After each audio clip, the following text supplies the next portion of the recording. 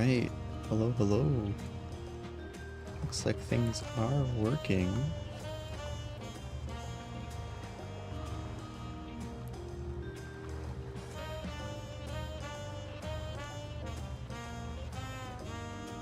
Just finishing getting set up here. Yes, thank you for throwing items at me.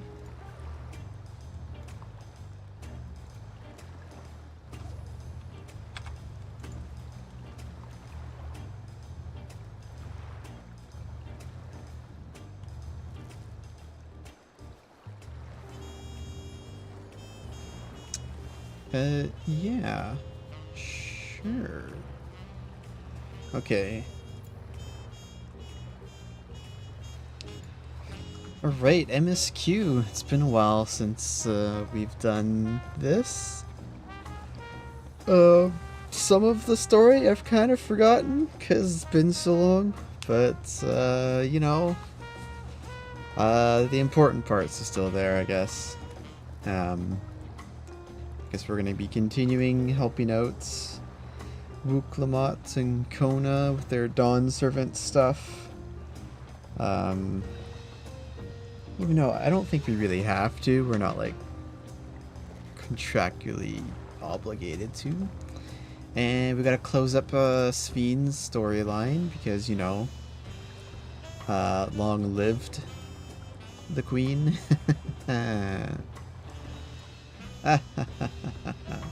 I did the new extreme trial for Sphene's Burden. It is very fun. Unfortunately, I'm on Aether data center, so if you join a party finder, a lot of them are kind of salty. I'm not gonna lie. I was like, damn, this content's not even a week old yet, and people are still salty about not knowing the mechanics of the fight perfectly already. Yeah, so those people out there, touch some grass. Alright, that's my little spiel. Okay, so we're just gonna go right into it. Looks like my chat is working and VTuber is working. Alright, let's go. So here we are at Bol Waruk. A royal invitation. Ah, it is a pleasure as always, Rohi. Have you been able to relax lately? You bet. Sort of. Wonderful. As busy as you have been, with the right of succession among other things, you deserve an opportunity to experience Tuliolo at a more leisurely pace. Sampling the tacos of Shibalya Tie is one such way to do so. They're made the traditional way and laden with fillings and are absolutely sublime. If you have an empty stomach, the owner, Bruk Evu, will look after you. Alright. Oh. Thank you for the egg on my face. Very much appreciate that.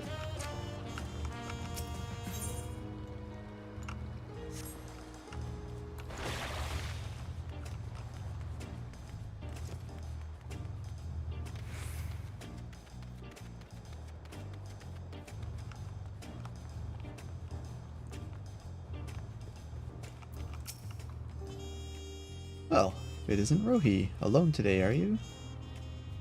Came here for some tacos. I see, I see. If you have a hankering for tacos, then they're on the house. Consider it a token of gratitude for your help tracking down those treasures. Go ahead and find a table. I'll bring you your meal as soon as it's ready. Alright.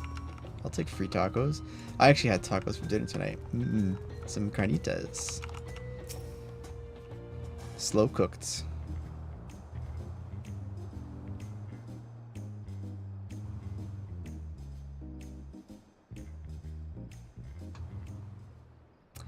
You still love tacos, I hope. You ate so many when you turned 5. You could barely move afterwards, remember that?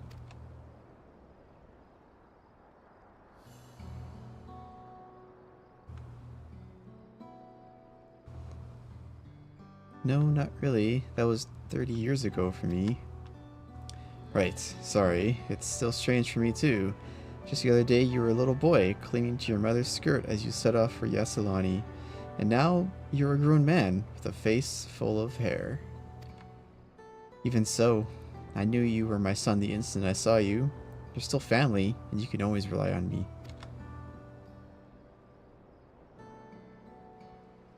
Relying. That feels like the only thing I'm doing right now. On you and everyone else. I can't even start a fire without assistance at my new job. Back in Alexandria, we had Electro. If I needed fire, all I had to do was press a button. Everything was at our fingertips. But here, I'm hopeless. A culinarian who can't even light the stove?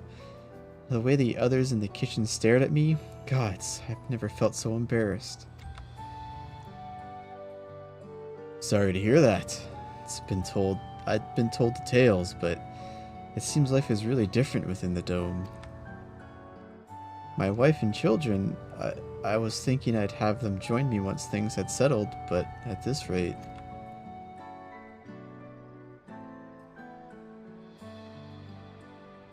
I say you send for them. If they're your family, then they're mine too. I'll do whatever is necessary to make it work.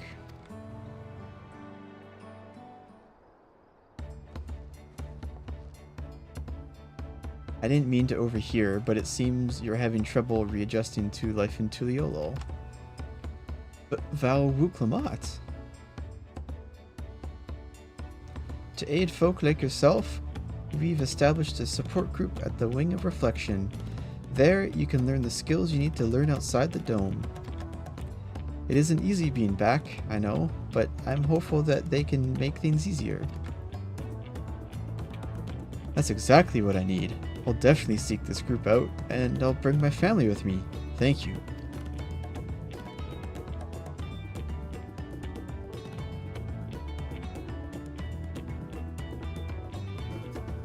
Oh, look who it is. I was just about to go and find you, Rohi. You don't mind the company, I hope. I could use a bite to eat myself.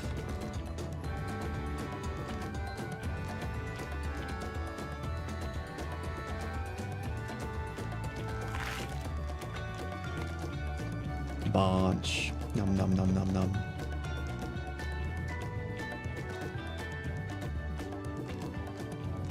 Ah, the tacos here never disappoint.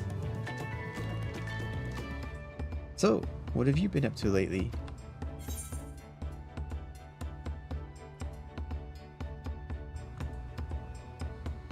Well, two of those for sure. Let's see, I've been making a name for myself at the Arcadion. That is true, I did get my new weapon last night. Or not last night, the other night. Thursday. You're fighting in the arena in Alexandria? By facing off against tough opponents, I'd wager you've honed your skills even further. As for myself, I've been kept busy with duties at the palace. But whenever I find a moment, I like to walk the streets and talk to the people. That way, I can better understand the problems they have, and share them with Koana to figure out solutions. I was on one such walk just now, and as I mentioned, I was hoping to find you. Oh? Koana and I have something we want to discuss with you, as Dawnservants. Do you have time to come to the palace? Sure. Great, I'll go on ahead. Please come and join us once you've finished here. Wait, did she just dine and dash? They were free for me too, doesn't matter.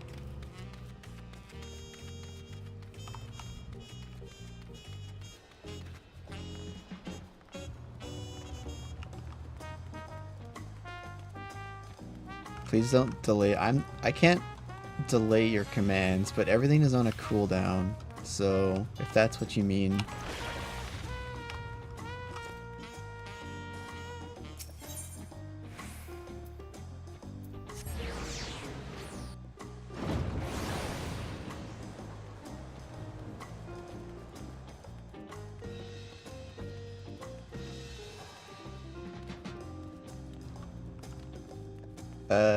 Patience, please?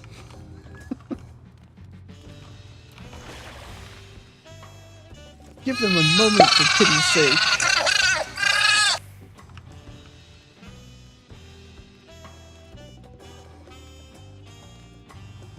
Ooh, the alpaca. Look at that. I think I got him out right now. Look at it.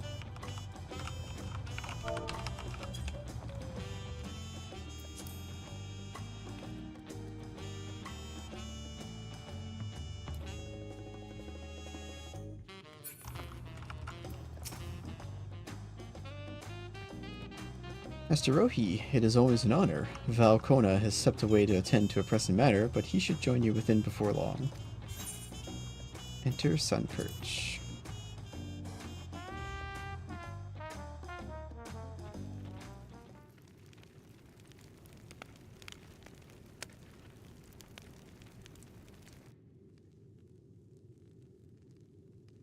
The gang's all here. Those are some big doors.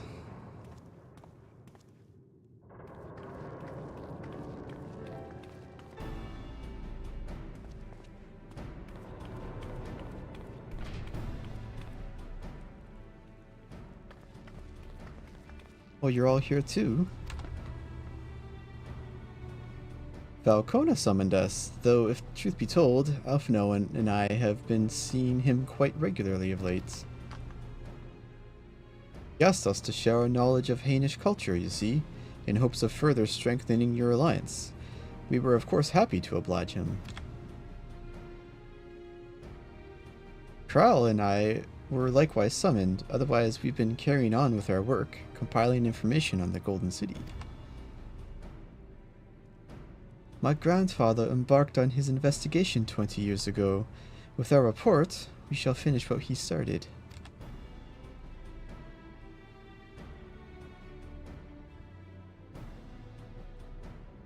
Lest you wonder, Thancred and Urianger have left to resume their tour of Tyrol. Ishtola, meanwhile, is back to researching cross-rift travel. She was here just a few days ago to get Kona's permission to investigate living memory. By the way, she mentioned wanting to take a look at the key in your keeping at some point. Yes, the key.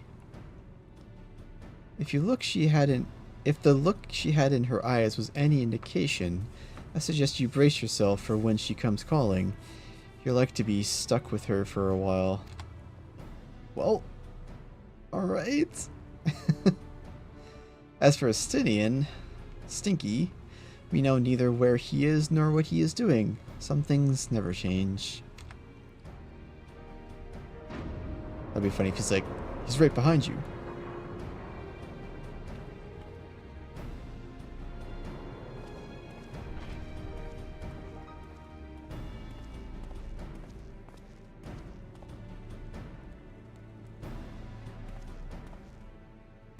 My apologies for the delay. Think nothing of it. We took advantage of the time to catch up. So, what can we do for you? Hopefully present company is enough for whatever it is you need.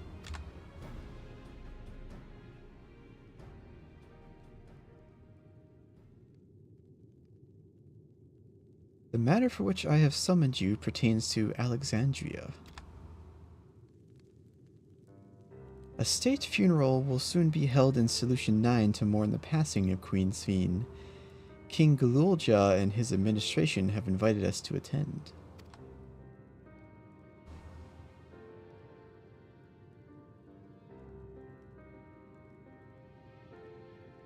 While certain issues remain unresolved between our nations, such as the treatment of Hyasalani, I see no reason not to attend. For generations, the Alexandrians lived without even the awareness of death. I wouldn't have expected them to have funeral rites still. Apparently, the members of Oblivion unearthed records of ceremonies that were conducted in the Alexandria of old. It was they who put forth the proposal that the Queen be thus honored. Leave it to that lot of to think of such things. The people of Alexandria no longer forget the departed. They're being confronted with the idea of death for the first time. I suspect our friends wanted to do something for them.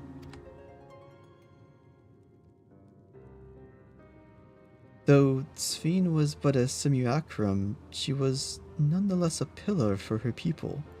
The pain of her passing must run deep.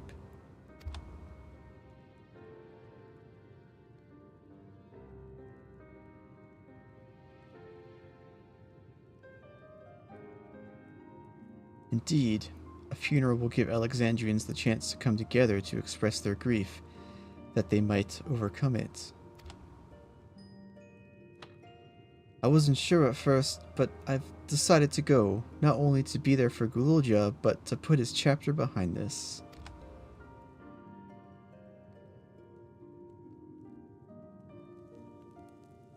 That I requested your presence was none other than to see if you wished to attend the funeral. You knew Sphene as well, after all.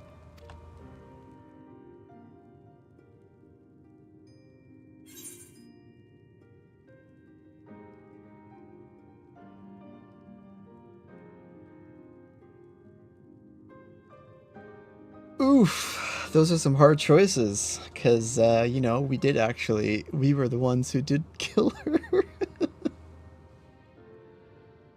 Or, well, defeat the evil AI, rather. Yeah,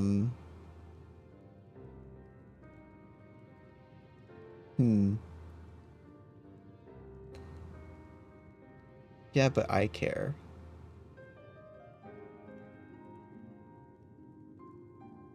But we also made a promise to Wuk Ja. We'd be there for him when he calls.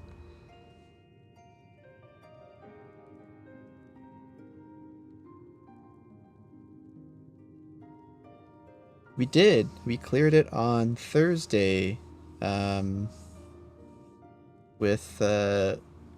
was 5 of us. 3 members were missing, so we had to do the rest with Party Finder. But yeah, we cleared it.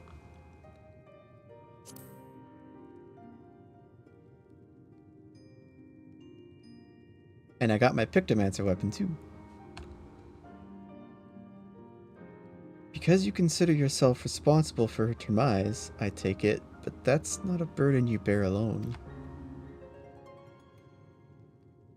Here's my idea. As vow, I'll attend the funeral as a representative of Tuliolol. Meanwhile, you can go in a personal capacity and watch over the people as they mourn.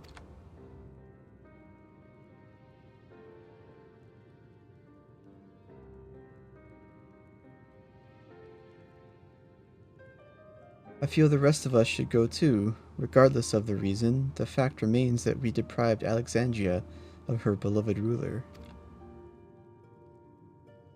It's only right that we remember who Sphene was, to her people and to others, so let us stand with you.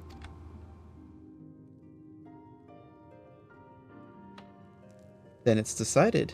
Let's head to Solution 9 and look for Wuk Ja in the back room.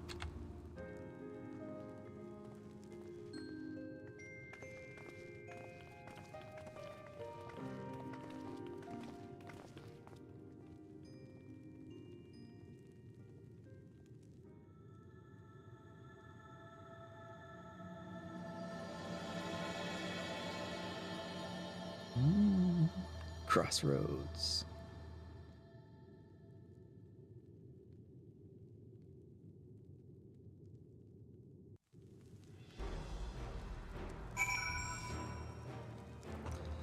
All right. Thanks, man. Let's talk to Koana. Though I too would ideally attend the funeral, given the circumstances, I think it is best that Lamati represents us. Besides, I need to be on hand to oversee the city's repairs, which has taken longer than expected.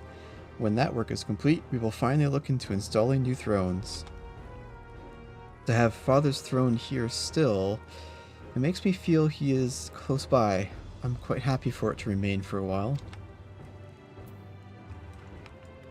I just put like a little divider right there or something. 2 thrones, eh? Interesting.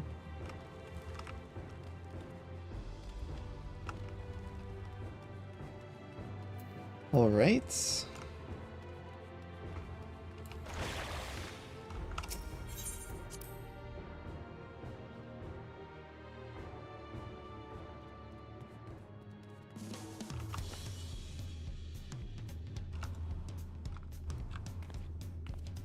Yeah, look at that new weapon. Nice and shiny. Wahoo! I'll still be continuing to do M4S with the rest of our static, because they still need to get their clears, obviously, and their weapons. But yeah, we finally cleared.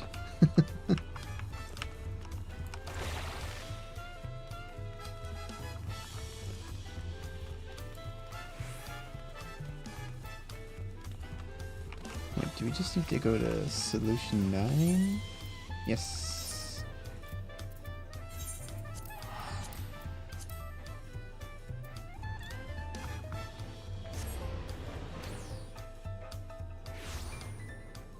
Oh yeah, we also cleared that. Not as a full, we haven't done it as a full static yet. I don't think we actually do the extremes as a full static, but yeah,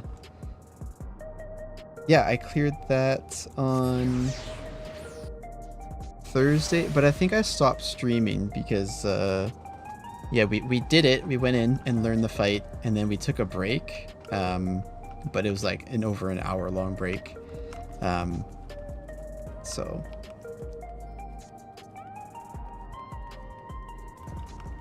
I think we're going to be doing it again on Sunday, tomorrow.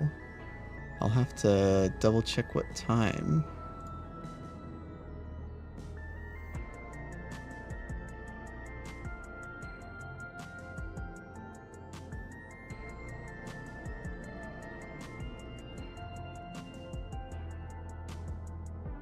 Looks like it's gonna be 4 in the afternoon my time.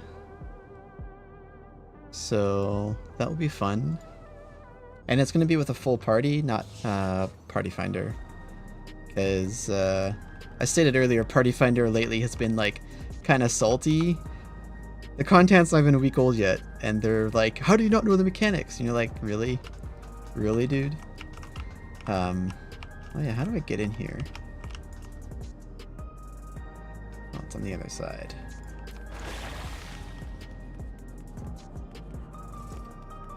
But that's Aether, you know? They're just kind of like that on this data center.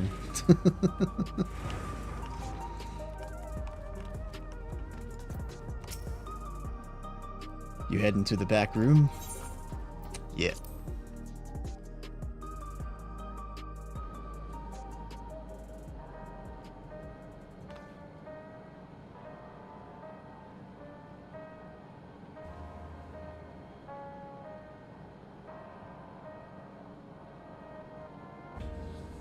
Yeah, that's kind of weird. Like, fresh prog, never seen a video, and then they tell you how to do the fight, and it's like, okay, Oh,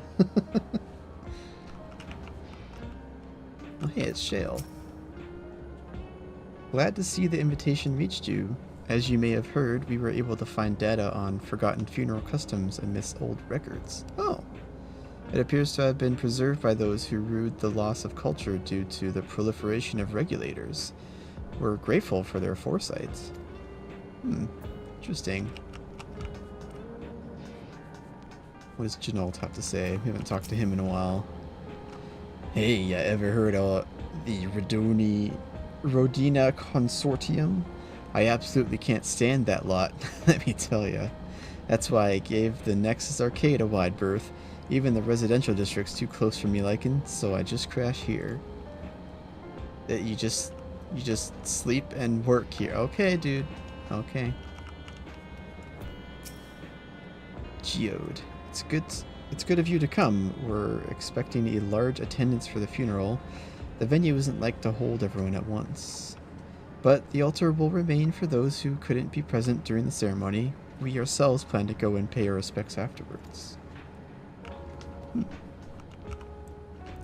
Alright, Sareel Ja.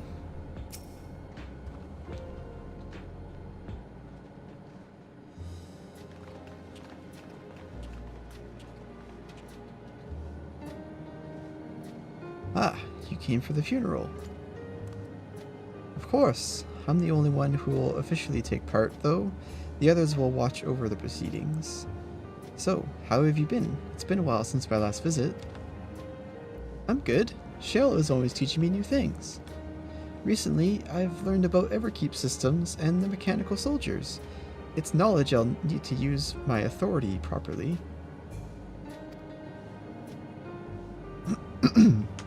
Studious as always, I see. By way of a treat, I've brought you gâteau au chocolat. It's a kind of cake. I think you'll like it. Thank you, Lamity, and thank you for coming. I've never been to a funeral before, so I feel less nervous having you here. Out of curiosity, what's the custom in Alexandria? In our world, it's common to offer flowers to the departed. It's much the same here, according to the records. Flowers will be distributed to all attendees. Considering that all the worlds used to be one, the practice of offering flowers may well share the same ancient origin. Fascinating, wouldn't you say? I wonder if they're the Elpis flowers. Please select a reward.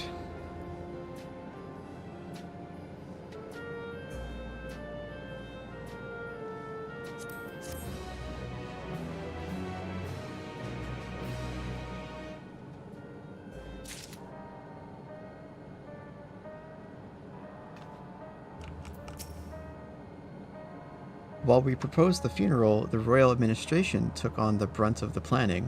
One of their number can better explain what the ceremony will entail. For the people to take it on themselves to organize and hold the funeral, it speaks to their enduring love for Sphene. From a group that plotted to undermine a tyrant king from the shadows to one that aids their fellow citizens in the open, Oblivion has come a long way. It's a relief to see that Sareel Ja is doing well. He's been through too much for one so young.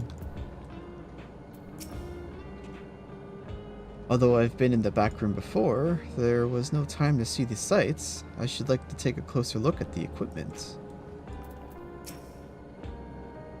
Papa always said he didn't want a somber funeral, so we celebrated his life together with our victory. I'm sure he would have loved it. I like to think he was watching us from the world beyond, filling his cup every time we filled our own.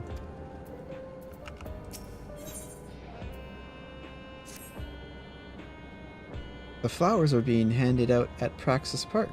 I think I'm heading over there now.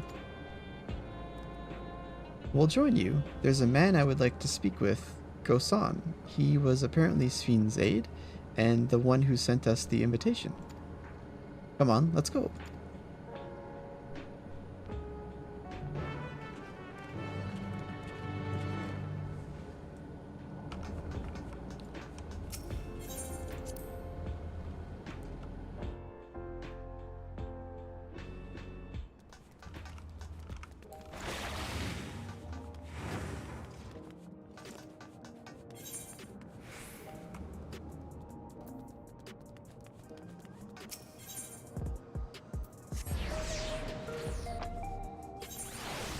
Are you also on Aether, perchance? Is that why people are so, like, bleh?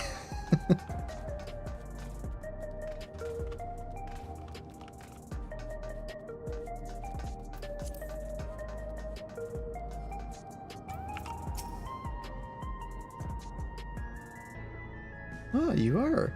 Awesome. All correspondence was being handled by the Wing of Reflection, so this is my first time speaking with Gosan. Judging from all the activity, I presume the funeral will be held here. While it appears souls are still being issued, supply must be limited now that they're no longer being harvested. The grim faces in the queue tell the tale. It makes sense that Sphene had loyal aides such as Gosan, given how much time she dedicated to walking among her people. Wuk Lamat's attendance will surely help strengthen relations between the two nations. I get the strong impression that both Tuliolo and Alexandria wish to put this tragic past behind them. Here he is, Gosan.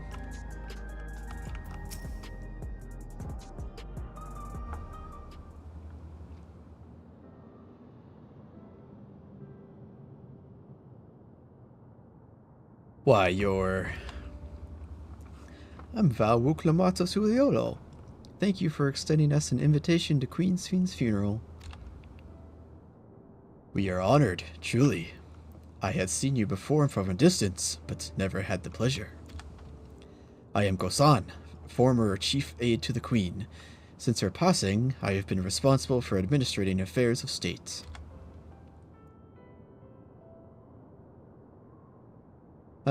Can we get our flowers here? Yes, Your Majesty. The flowers are being handed out at the counter yonder, alongside the regulators.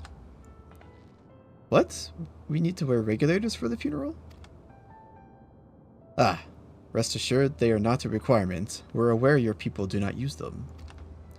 You see, people in Alexandria of old were tokens of mourning upon their persons when attending funerals. As such tokens were black, it was suggested that we might wear regulators painted the same color. We've yet to produce enough for everyone, but we're distributing them as we are able. I see. Yet, regulator or no, the important thing is that we remember Queen Sphene. Remember her and her kindness as you make an offering of your flower. I will. The proceedings will soon begin in this plaza.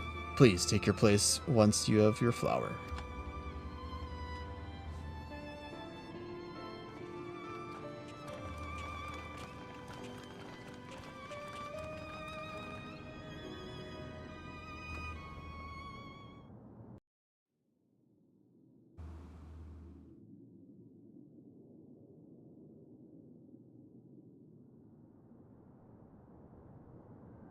Wow, so many people.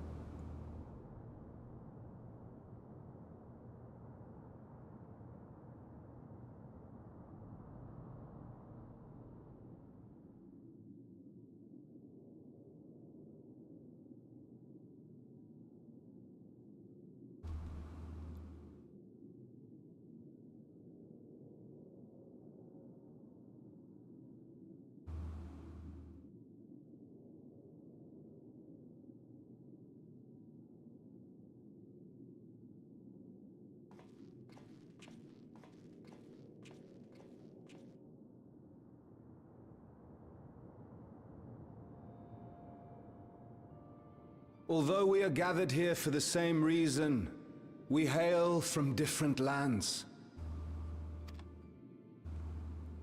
Some were born and raised in the Alexandria of old, while others came to us from Tuliolal. It was from this union of diverse peoples that a new Alexandria was born. The only home that our younger generation knows. How did we overcome the barriers between us? What moved us to join hands in common purpose beneath crackling skies? You know the answer. We survived. We thrived because Queen Sphene brought us together.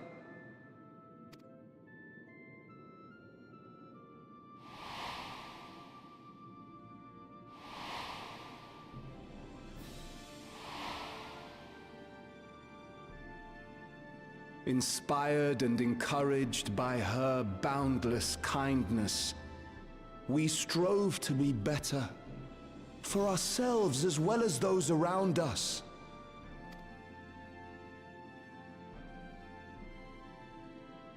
And in Her Majesty's absence,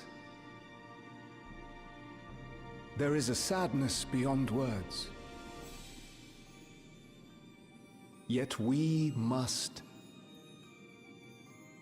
We will remember her.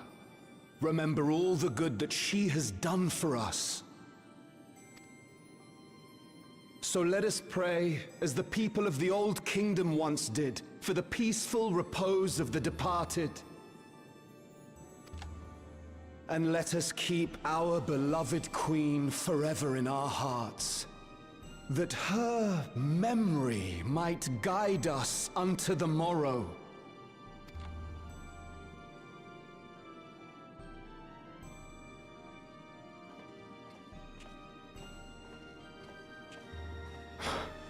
Would that I could find solace in my own words.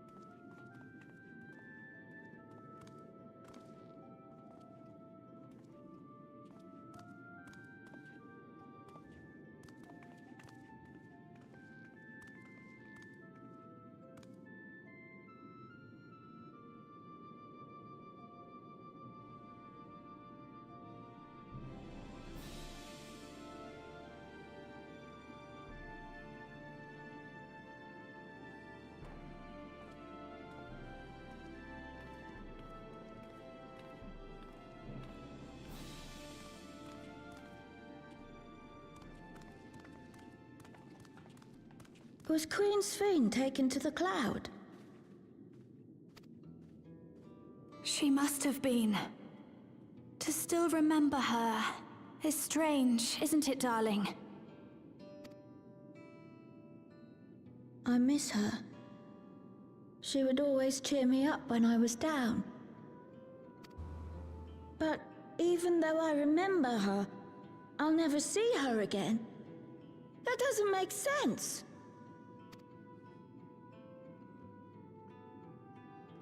It seems that's what it means to die, I'm afraid. But what will happen to us? Are we just going to be sad forever?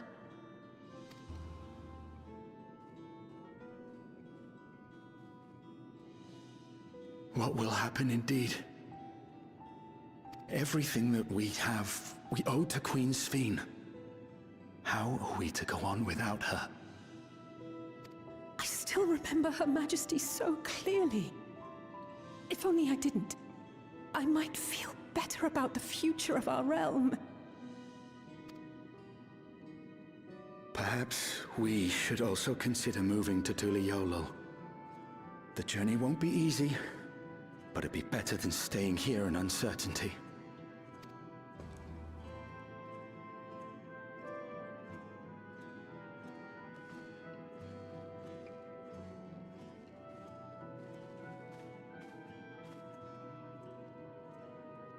In times like these, I take comfort in the beliefs of a Turali people called the Yokui. To them, death isn't the end. So long as we're remembered, we never truly die. It could be the same for Queen Sphene, you know?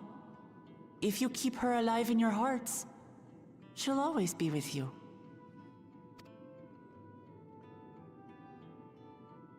But we still won't be able to see her, right? I don't want to think about that. I wish I could just forget instead of having to feel like this.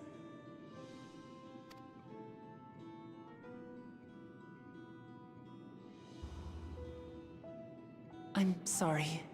I didn't mean to impose.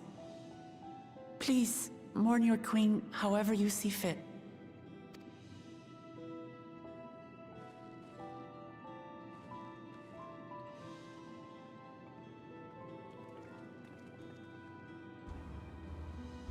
As expected, they struggle to come to terms with their loss. I hope they can find a way to move forward. It's not only grief that weighs on them, but worry for the future. Bereft of their queen, how will they proceed? True. But with that at least, we're not powerless to help. What is it, Guloja? I was wondering, is it better to remember or forget someone when they're dead?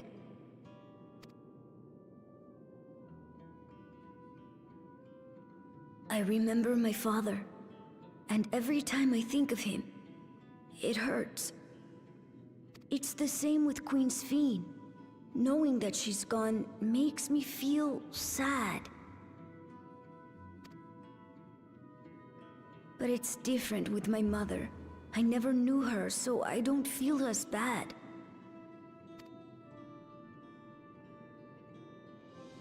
I want to remember my father, but maybe I'd be better off forgetting him. Guloja.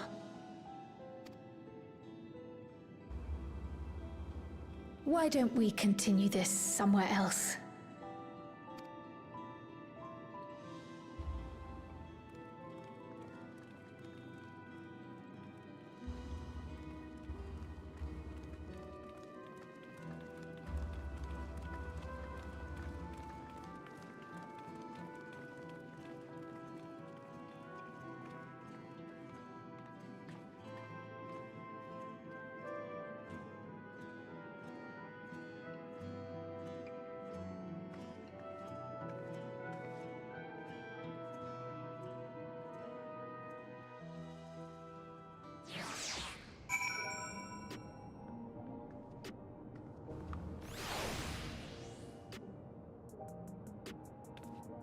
Well, that was sad.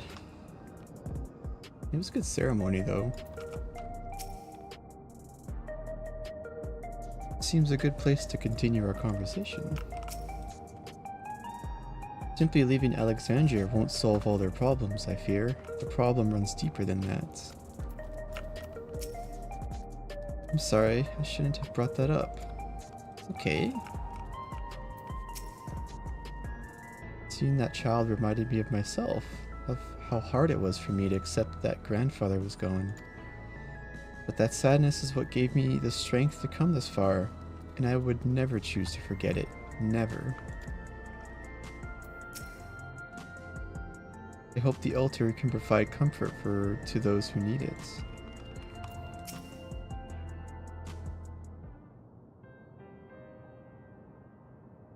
Vacation time? Yeah. Gosh. Yeah, cry break? No time to cry, we're on vacation, remember? Hey Gululja, do you really know nothing at all about your mother? No. Shale searched the system for information on residents, but the only Mamulja she found listed were my father and me. Even if she died and was erased from people's memories, she should have been there, but she wasn't.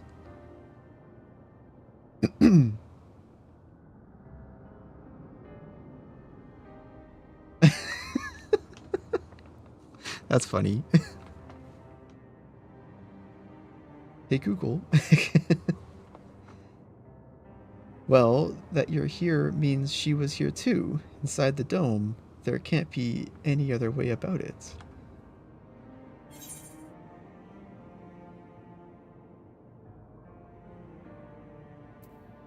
Do you want to know your mother?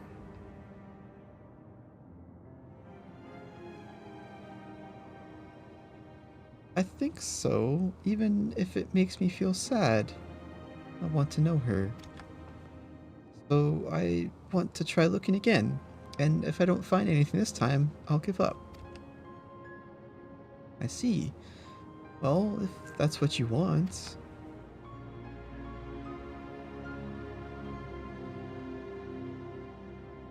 Then I'll help you.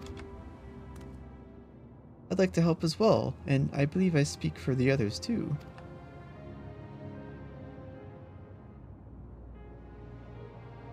But I can't bother you with this. You already came for the funeral. We came here not only for the funeral, but to see whether all was well in Alexandria. We're not about to leave just yet. Besides, in seeking to learn about your mother, we're bound to learn about your father as well. By retracing the steps of this man who kept his own counsel, we may gain knowledge that can serve the people of Alexandria.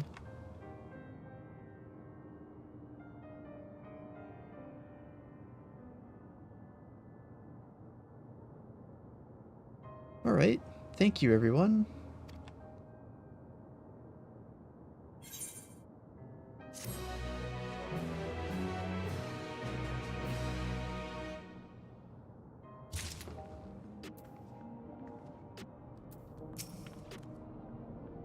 We might learn more about my father too. I hadn't thought of that.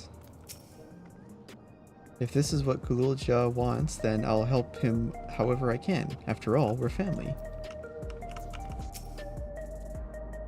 I understand all too well Sareel Ja's desire. For the longest time, I found my own father's actions inexplicable.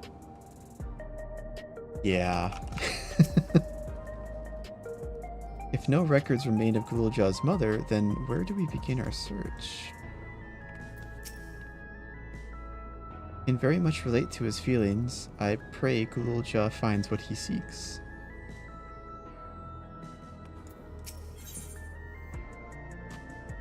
In search of the past. Oh, this is where the new dungeon is.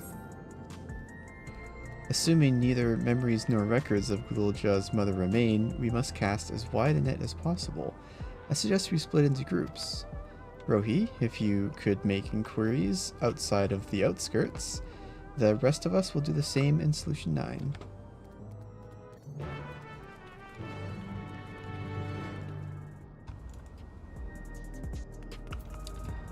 Alrighty.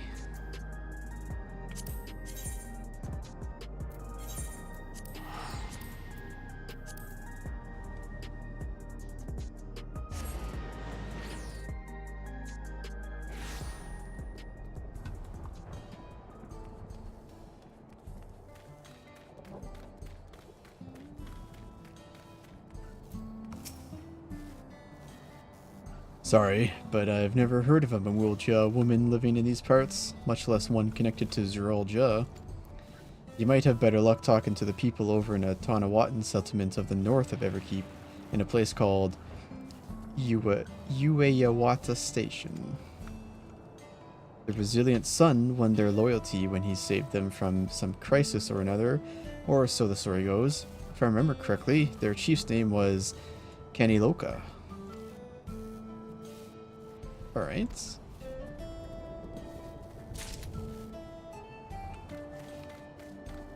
That was a pretty good first clue.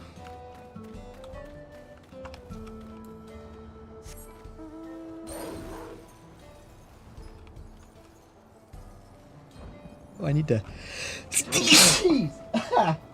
Oh, sorry.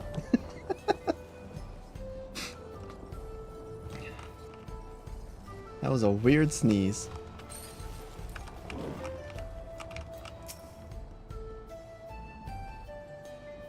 A Sareel Ja woman? Their people have never been a common sight around here. Why, the last time I saw one would have been before the dome came down over our heads.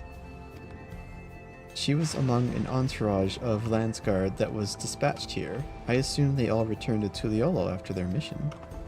But if any remained, I suppose they could have been trapped in here with the rest of us.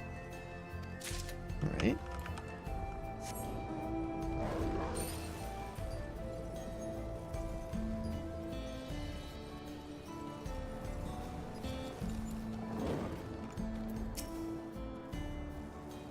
You're looking for a Mamulja woman? Oh, Gululja's mother. I can't... Oops. I can't help you there, I'm afraid. I only know a little about Sareel Ja, and then only what my father told me. He said that before the dome cut us off from the outside world, a Thrall had appeared and was terrorizing the region. In response, Sareel Ja assembled a party of warriors, and with them confronted and felled the beast. It was interesting to hear of the king's feat in the past. Huh.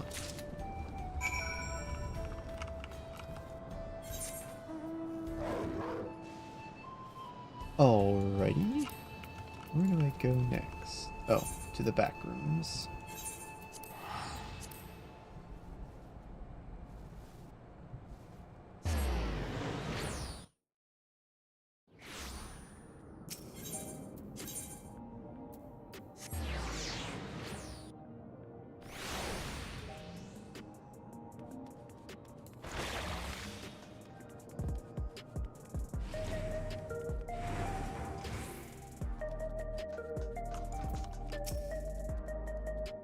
You heading to the back room? Yep.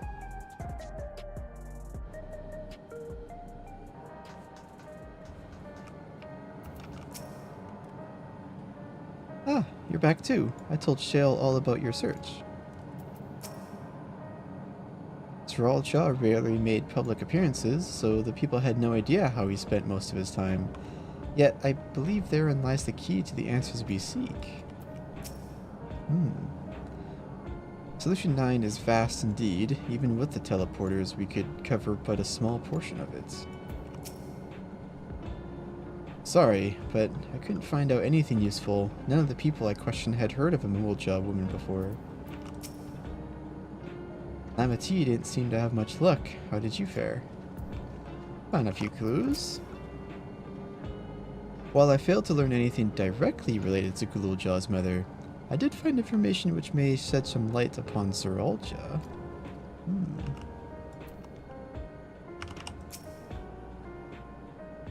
Gululja has told me all. We've previously tried to track down records of his mother, but came up empty-handed.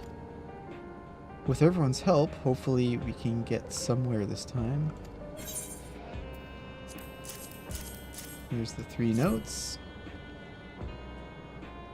Hopefully you can read my handwriting. Ah, so you spoke with quite a few different people as well. Let's combine all our findings and see what conclusions we might draw.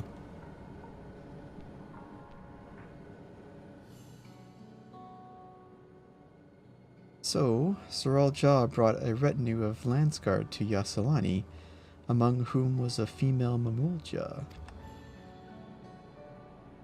His mission was to rid the region of Thrall, and I believe it's safe to say that that was the crisis in Ueyawata he resolved. Some of his troops stuck around for a time, perhaps to assist the villagers with recovery efforts. Then they could have indeed gotten trapped in the dome. We also heard stories about the settlement in Ueyawata. People lived there until nearly a decade ago, and Sareel Ja made regular visits. If he required secrecy, a location home to his most loyal followers would be ideal, and if this Mamulja woman had remained there, they would have had occasion to come in contact.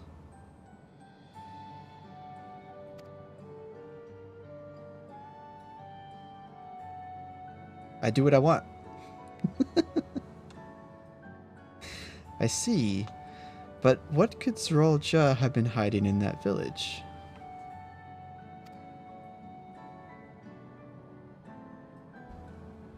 I think we can answer that question.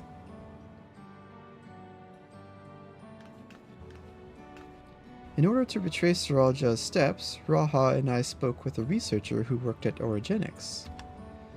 He said that approximately 20 years ago, a number of his colleagues were transferred to a research facility outside Everkeep, per the king's direct order. This is the first I've heard of such a facility. Only Vanguard was believed to have been under the king's jurisdiction.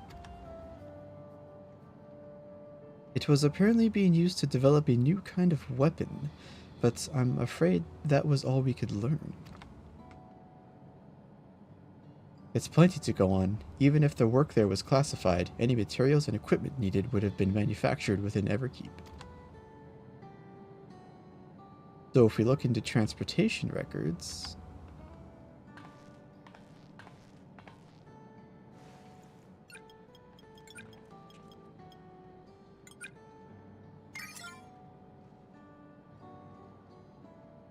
There it is. The routes are full of detours and attempts at obfuscation, but large deliveries were being made to Ueyawata, far too large for a mere village. There hasn't been any activity for years, though. It's likely the facility has been decommissioned. You think that's where my mother was? We can't say for certain just yet, but I reckon there's a good chance. This is amazing! Even though no one remembers her, you managed to figure all this out. Each piece of a puzzle may reveal little on its own, but when we put several together, a picture begins to form. And even should memories fade, footprints remain to mark the path of those who walked before. A lesson I learned in another life. So, we'll be investigating this secret facility in Ueyawata then. And this time, I want you to come along, Sareel Ja. Hooray!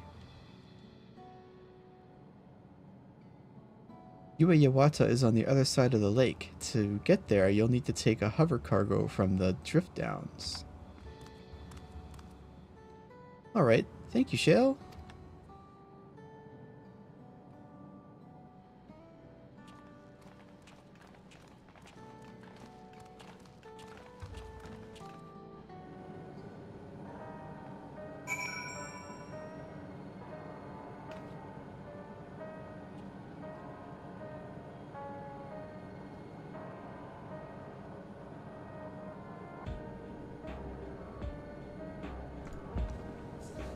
Or the butt.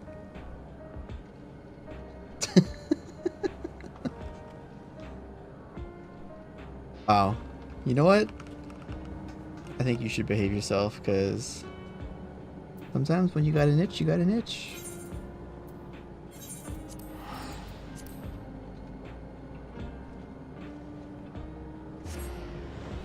You know, maybe, hey. Hey, behave, okay? Behave. You know, maybe she's got fleas.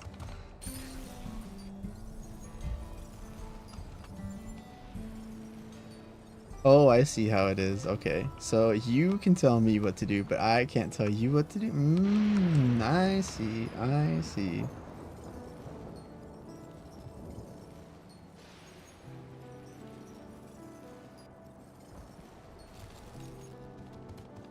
It was Tapu who's blind, right? From the beginning, I had noticed that Queen Sphene's sound was different to ours. But such things didn't matter. What mattered was that she was there for us, laughing when we laughed and crying when we cried. I think Tapu is the one that is... Well, I guess you can't really tell from their eyes, but...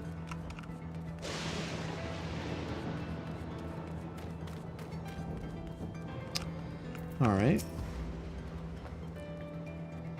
We've seen how much has changed for the part of Yasulani that's on this side of the dome. I wonder what it's like on the other.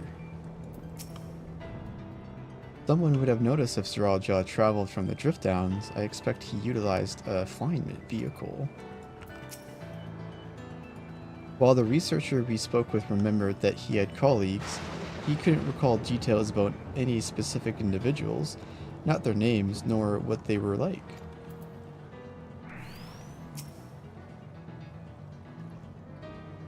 Weapons developed in secret with the aid of devoted followers. Nothing good will have come of this. True. The settlement in the outskirts, that was originally Tanawatan as well, yes? I wonder if Ueyawata is similar to it. Most likely.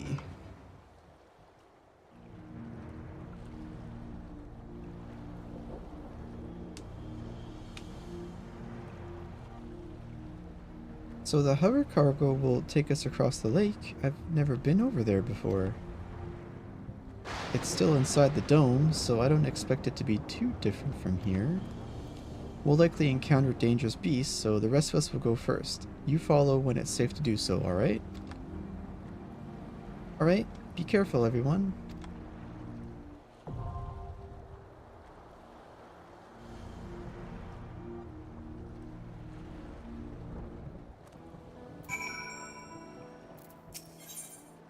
It's go time.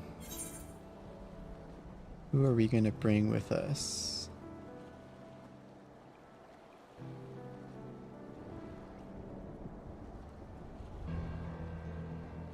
I think that's good. Oh, the 2 Pictomancers?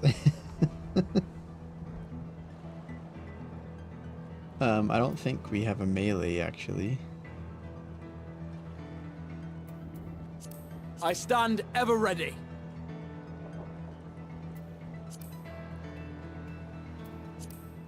I stand ever ready.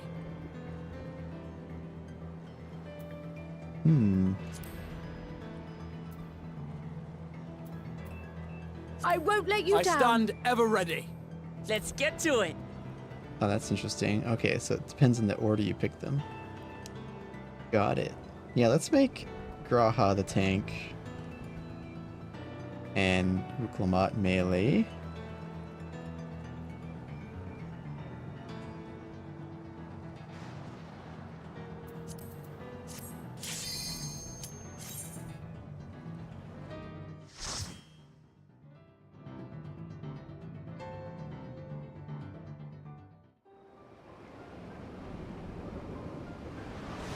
Ooh.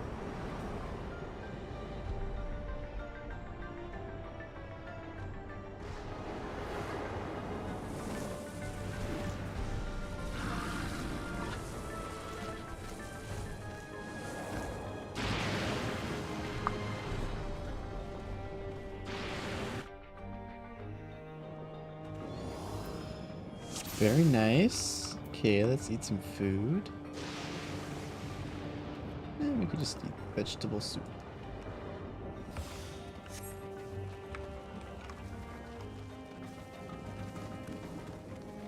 Take a look here. So we've got...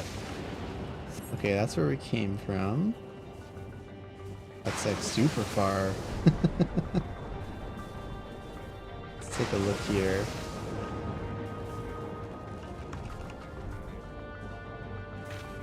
I like the outside. I really like these trees that they've done. Very nice job on the trees.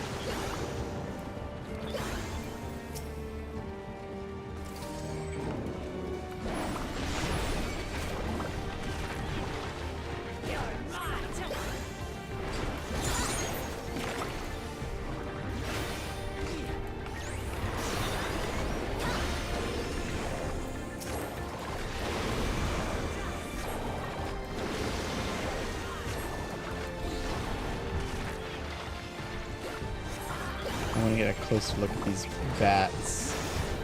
I have you. Oh my god, look at their eyes. They're so cute. I want a minion of them. Look at them.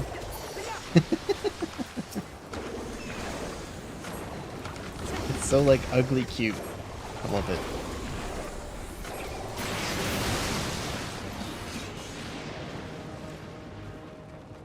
Look at them big ol' eyes. Come on. They're like an owl bat. Very cute. Very cute. Yep. The axe beak and electro golems, not so much.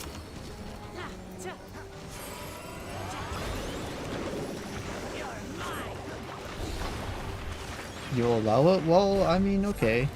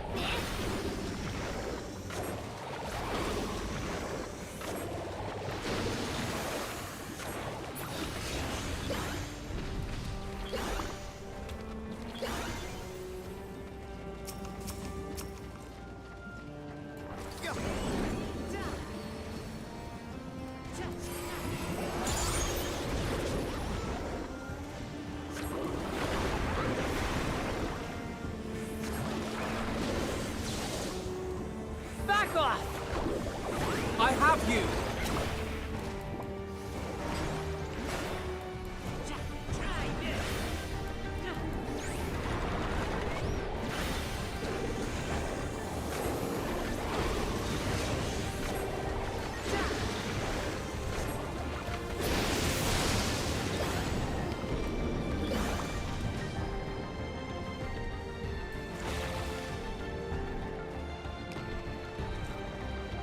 Lindblom Zagnal.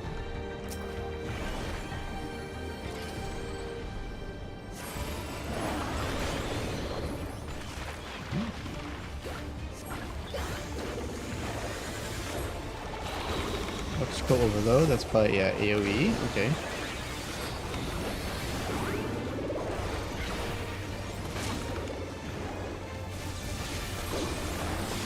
Gore, what is he doing? He's getting power. Now he's going to toss it. Ooh. Okay.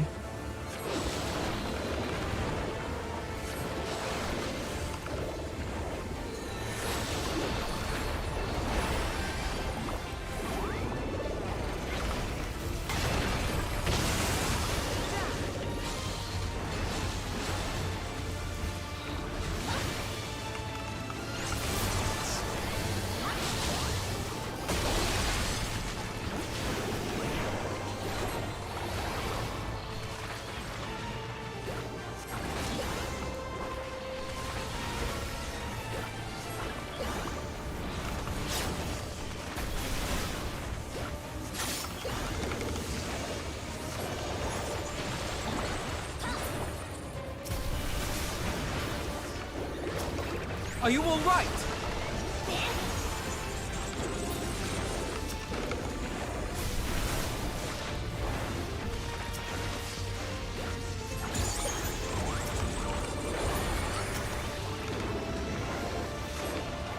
I wonder how much damage those things do if you let them go off. Hold still.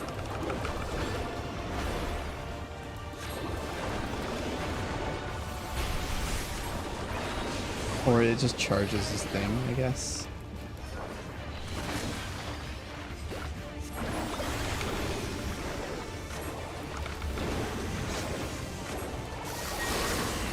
Caver toss.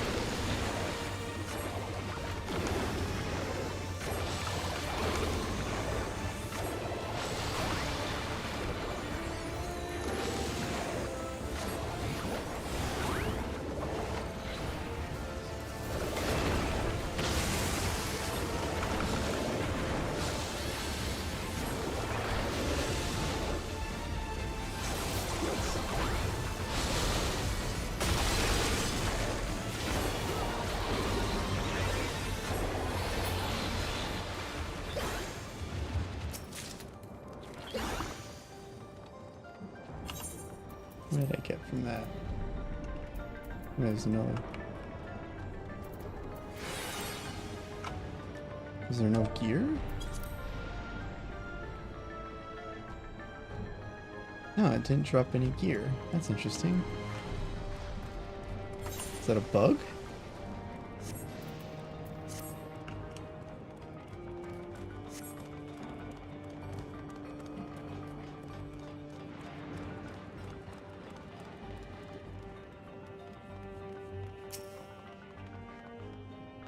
While His Majesty Sareel Ja is not the first to conceive of transferring a beast's soul into a person's body, safety and ethical concerns have ensured no earnest attempts have been made to date. Yet our king believes that there is no greater evil than to hinder the potential of man, and so he has ordered us to make this conception a reality. He would bolster our military might and break through into the outside world. If our research will further this ambition, then perhaps it is worth pursuing. Huh. Okay. Yachis.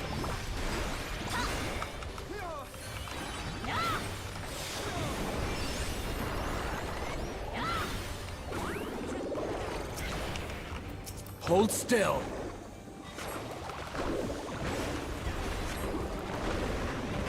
Hold still.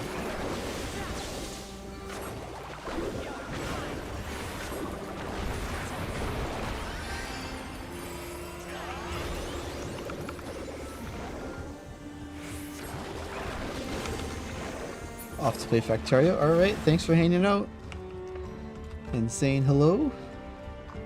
Enjoy your game.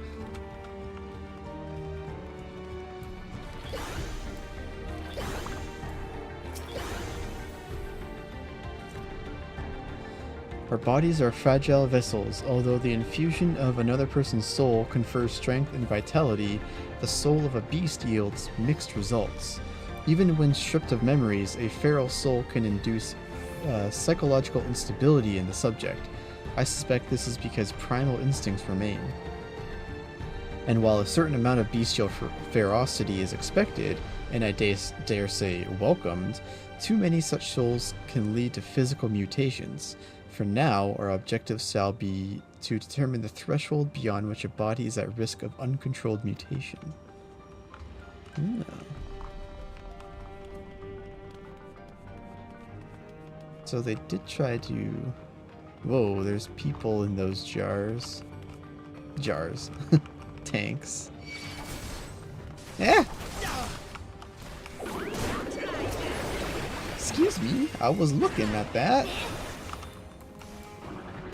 Rotten researcher. These are like zombies.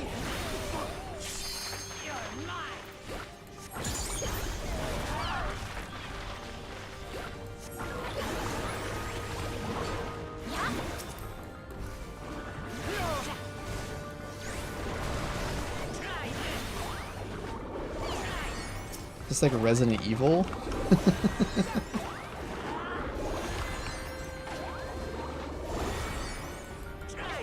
We must. Yeah, Resident Evil vibe. The T-virus. Hold still.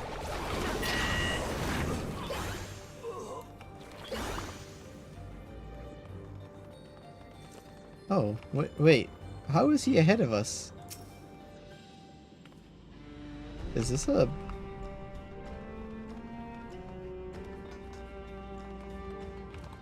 I thought he was supposed to be waiting. Okay, there we go. We got a piece of gear.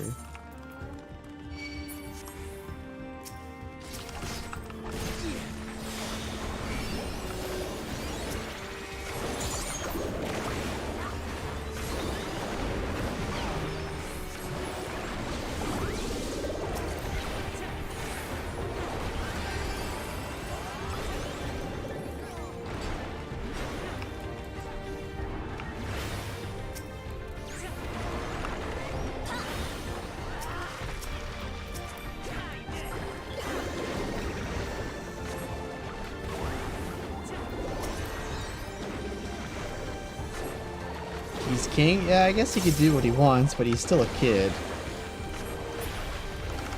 We did tell him to wait for his own safety. The rate of transfiguration may be dictated by the potency of the soul consumed. We've experimented with fiends of great power, but mutations were observed after the infusion of merely a single soul. No better was this phenomenon illustrated than with poor Atticus. His body was altered irreparably, and he lost all capacity for rational thought. While the primary objective of his research was to utilize the soul of a Tyrell Vidral, I struggled to see a path forward. An alternative approach must be considered. Huh, interesting. Oh, can we go in here? Oh, we can. Oh, but I can't go up on there. Can we go in here?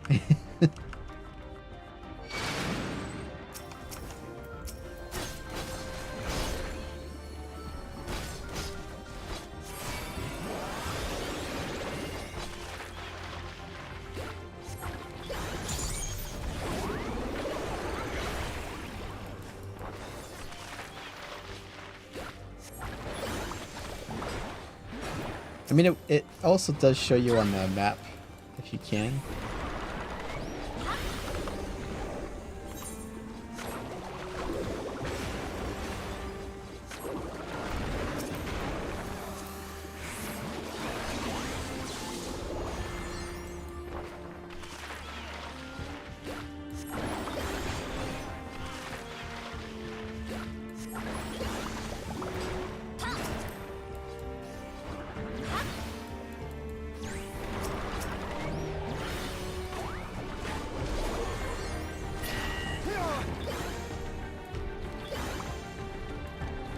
Ooh, this one's spooky. It's got the red... Oh, this is also like a bigger chair as well.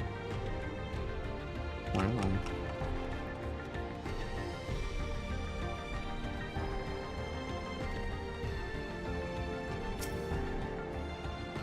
If the source of our failures thus far has been the inability of our bodies to contain feral souls, what if we were to reverse the process by purging a beast of its memories and infusing it with a man's soul? One still possessed of its own memories, we stand to gain absolute control over a vessel of great power. My subordinate, who first proposed this brilliant hypothesis, shall have the honor of being the first to transcend our meager limits. I must prepare his soul for extraction at once.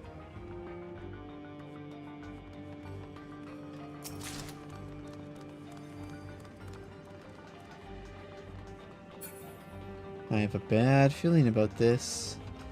Oh, look who it is. It's Canny Loca. That's the person they mentioned earlier. The leader of this place. Yeah, let's just take a look at the environment here. See if we can deduce what he's going to do to us. He's probably going to, like, pull some of these out and, like, use them on us, I think.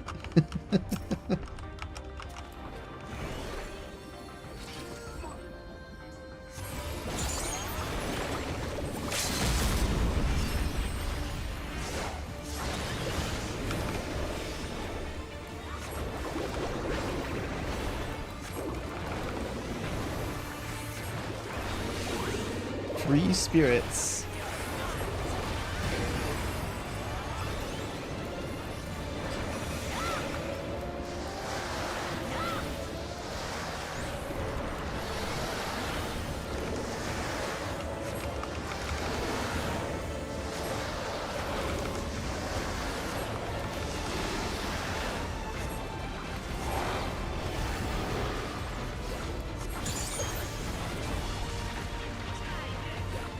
The hands coming up.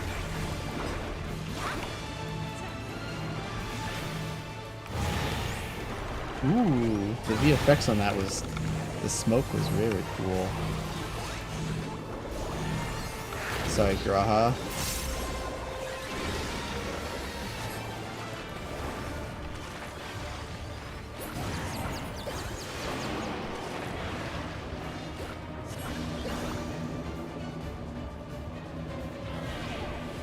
Oh no.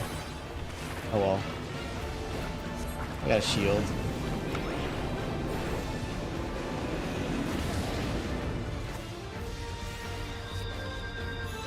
Wait, I died?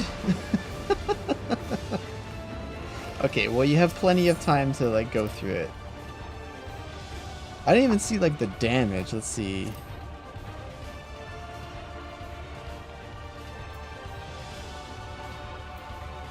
It didn't even display damage. It's just oh, there we go. 197, and that was with a 20% max life shield. So yep. Okay.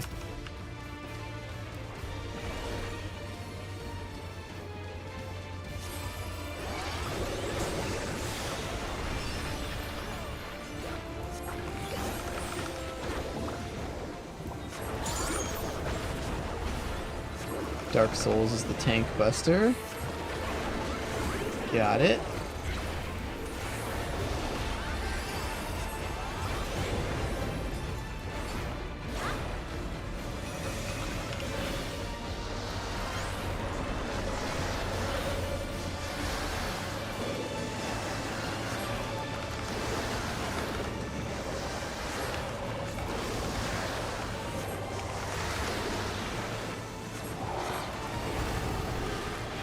Something special for you.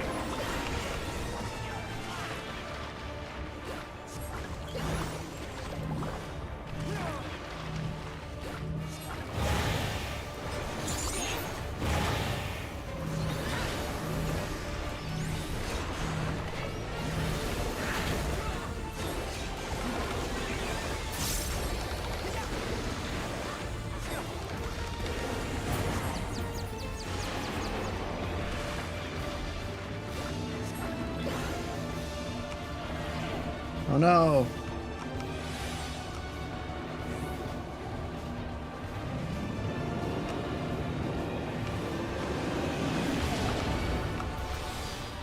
Okay, she just gotta get like all the way out. No holding back.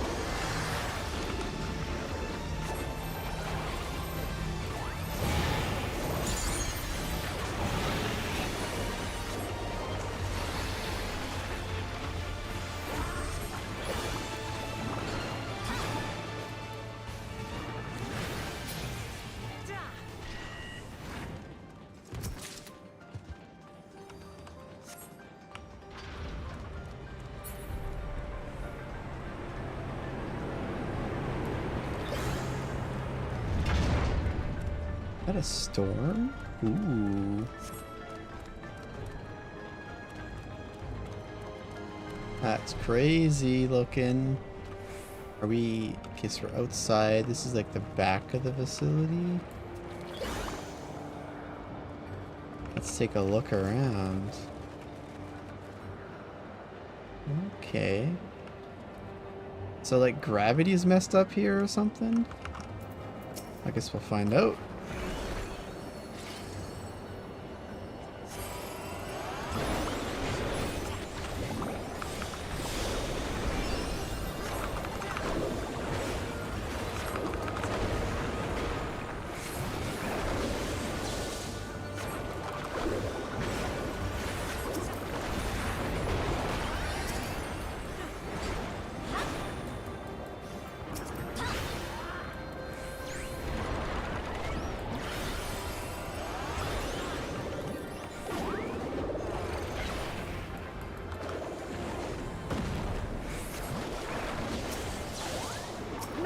Show you.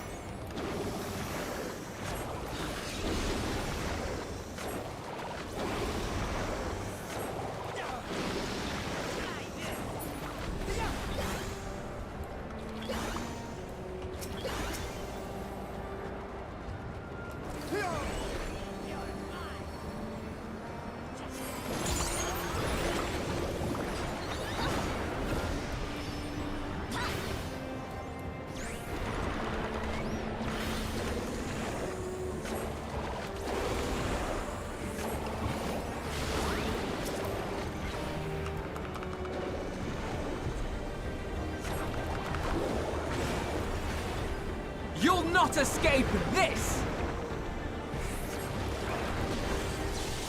Hold still.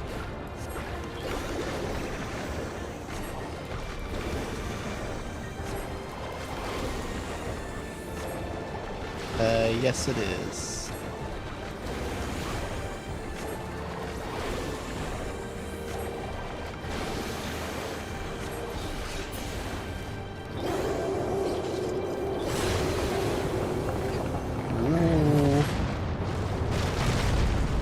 Ooh. Whoa! I just blasted that rock. Something in there is angry. I wonder if that's a weakened roll or something.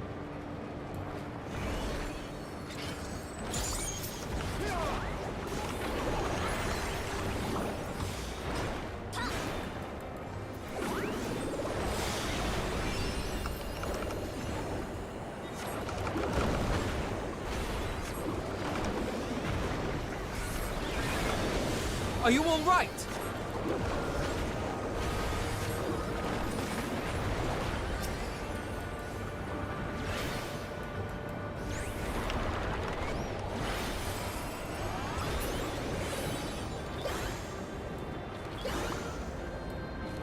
Can we see down into that pit? No.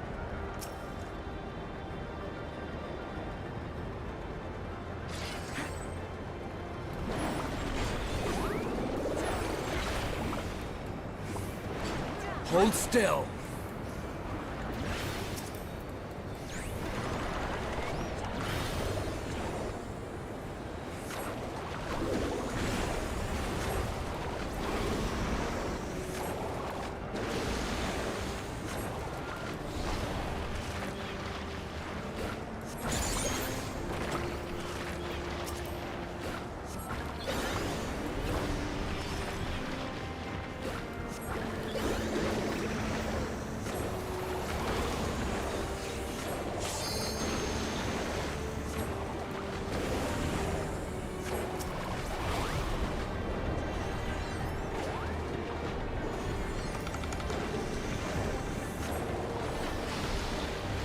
Ooh, cutscene time.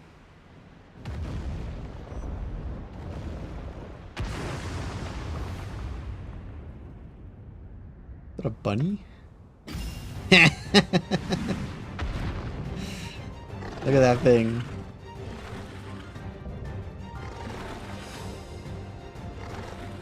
Looney Piazzi. Oh my goodness.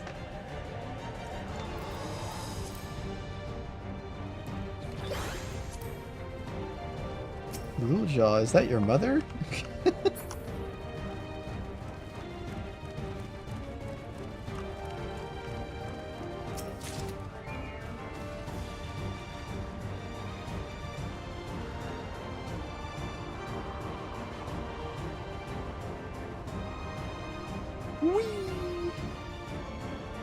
Mapping the realm. Dang, yo, look at this environment. That's a nice rock.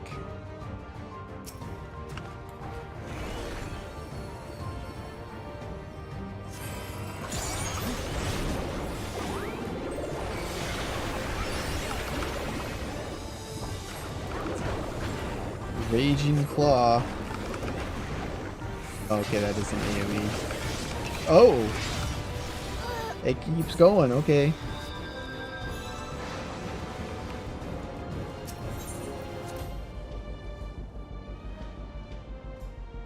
I thought it was gonna be like a one and done. Okay, I gotta place my Starry Muse like in the middle then. 'Cause I got greedy.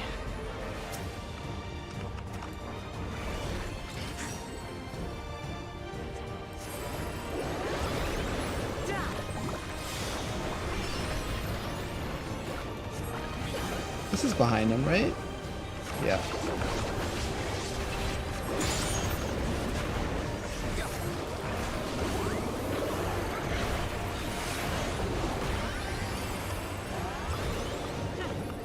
Leoparding Loaf. Oh.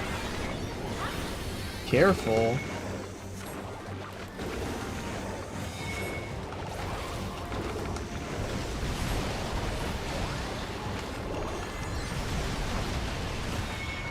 Damn, look at them spikes go. That's pretty cool.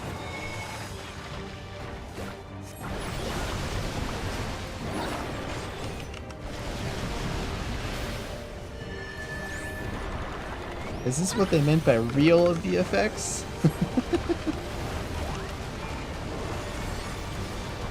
Cause damn!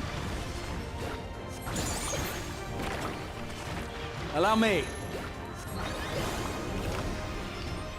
Oh, okay. And then it's gonna move there. Oh, it continuously does damage.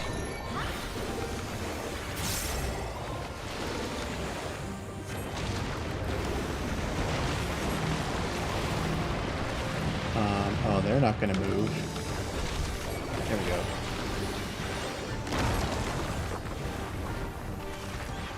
Crater Carve.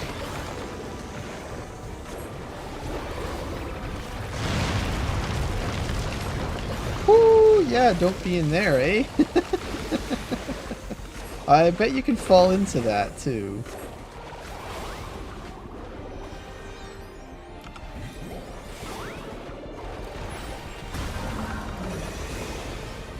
Oh, here it comes.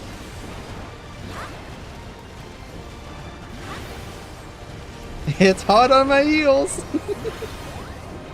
Oh, he's doing a raging claw.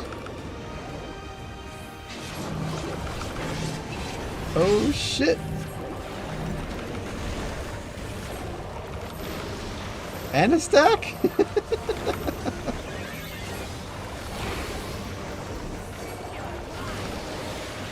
Sonic Howl. This is AoE.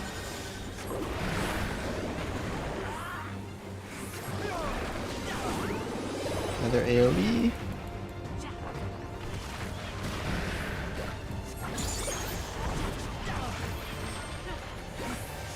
Slabber. Oh, that's a tank buster. Looks like it is not AoE though, so that's good.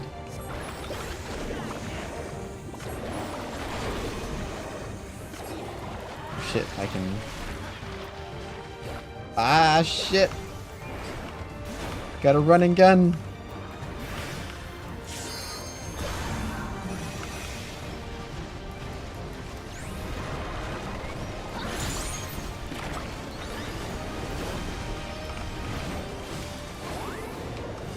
No!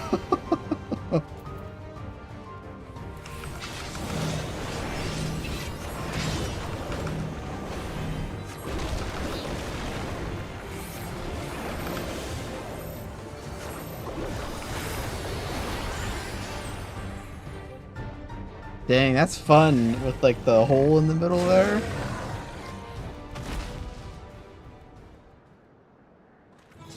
That was a crazy fight. I like that. I was like, oh, what was that fight? One of the weapons, was it Ruby weapon, where it does like the tentacle lines on the ground and then it does the circle AoEs on it? That was fun. That was a nice little callback, but it was like a nice twist on that mechanic. And then, yeah, having the hole in the middle while doing all the other mechanics, that was awesome. Very fun. Very fun. How far down does that go?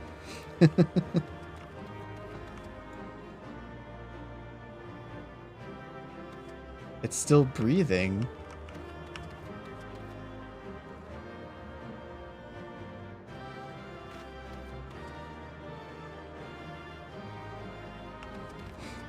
Alright. Whee! So yes, you can fall.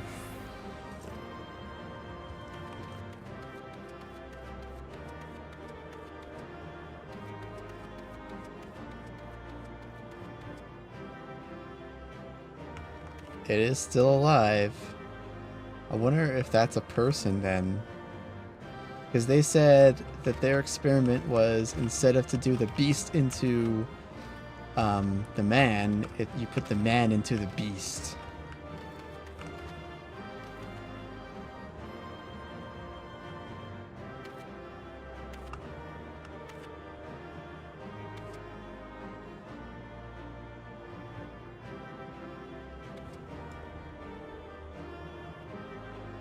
Are these like braids of fur? That's kind of wild. Huh.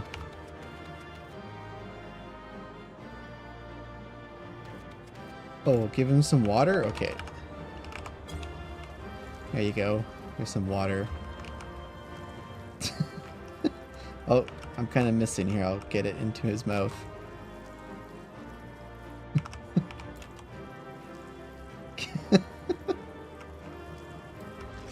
Make him a drink as well. Yeah, stay hydrated, drink some water.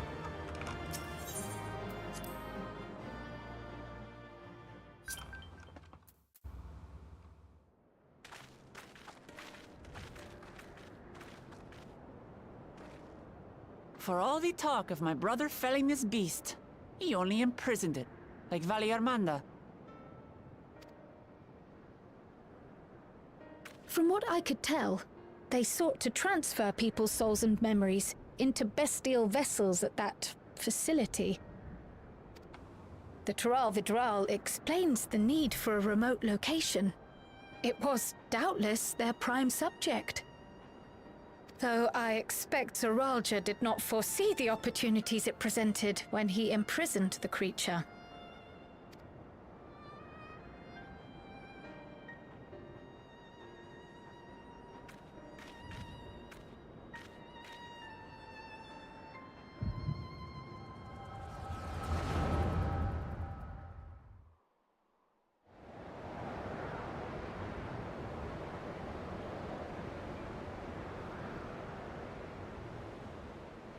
And so, in order to prevent the breakdown of the individual, I instead seek to transfer their soul into the body of the beast.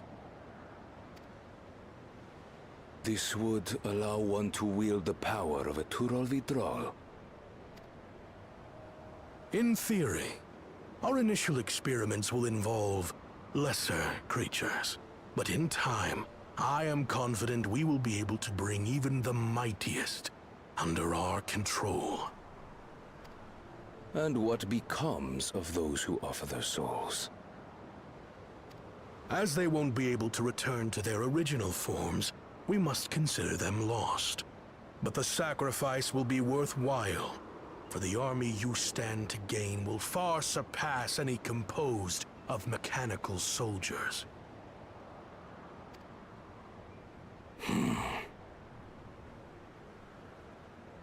Very well.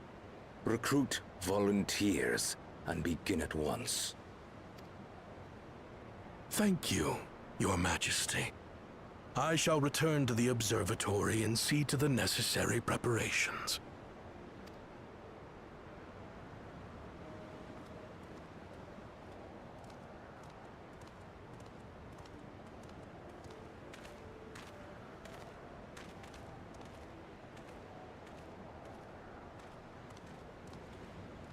So, you've given him permission? Sareel Ja, you will assist Kaniloka. As one of the Land's Guard's finest chirurgeons, your knowledge may be of use in his experiments.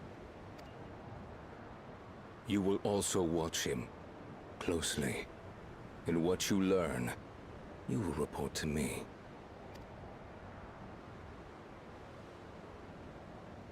You object to his project? Or are you incapable of performing this duty? No, Your Majesty. Whether we shelter within the dome or expand beyond it, we require great power.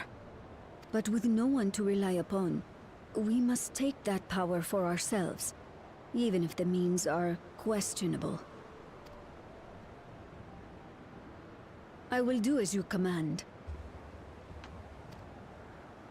But if Kaniloka's work bears fruit, I wish to beg a boon.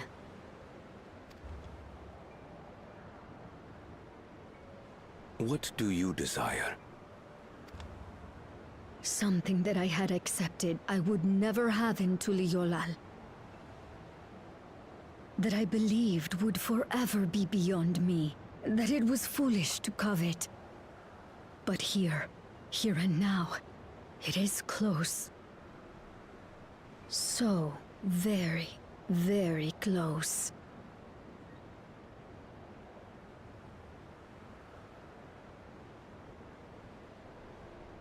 Perform your duty to my satisfaction, and anything you desire is yours.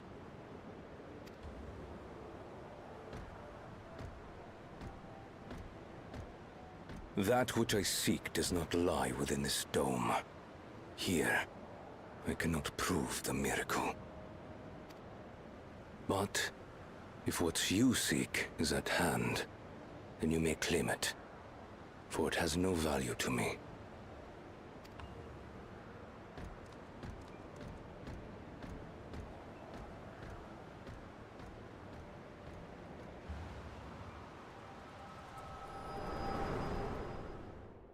You know, I know reptiles are cold-blooded, but damn.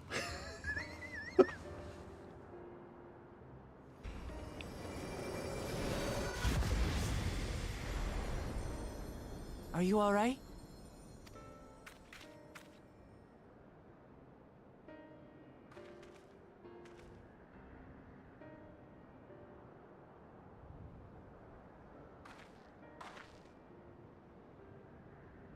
Sareel Ja.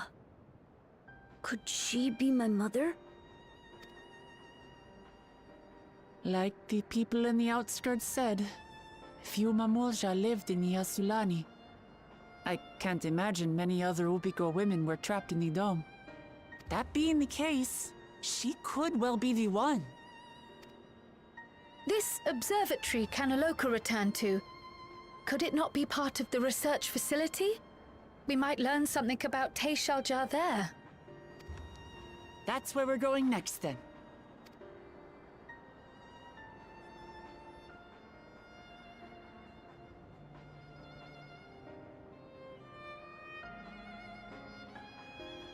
Well then. Wait, was that rat Sareel Ja? Because we got the echo from it.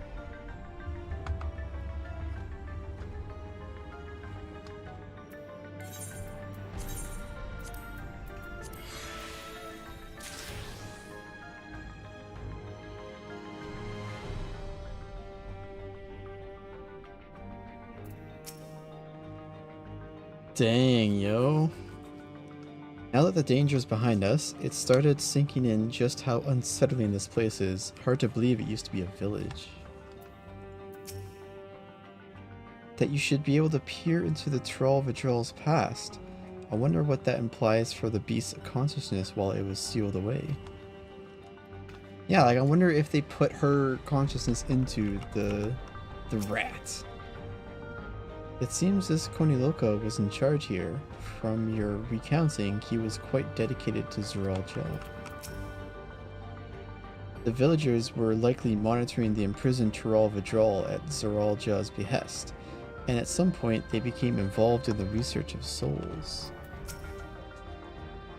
Sareel Ja, you said her name was? I wonder what her story is. Well, we have a name.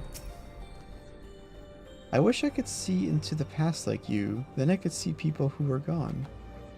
Because there aren't any other Mamulja women here. For a long time, I couldn't even imagine what my mother looked like. But when I visited Tuliolo and saw some, I was finally able to picture her in my mind. And one day, I hope I can see what she actually looked like as well.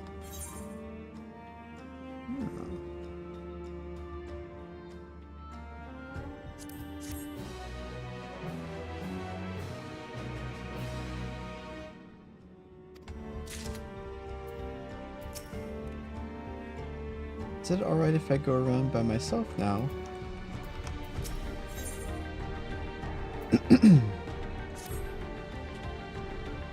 While we've discerned the purpose of the research conducted here, the traces of it that remain might afford us greater insight into what came of it. Let us take a look around for information as well as a way to the upper level.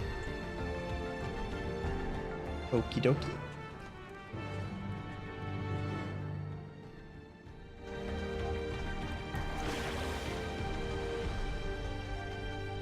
Kaniloka Corpus. Okay, so we're looking for clues.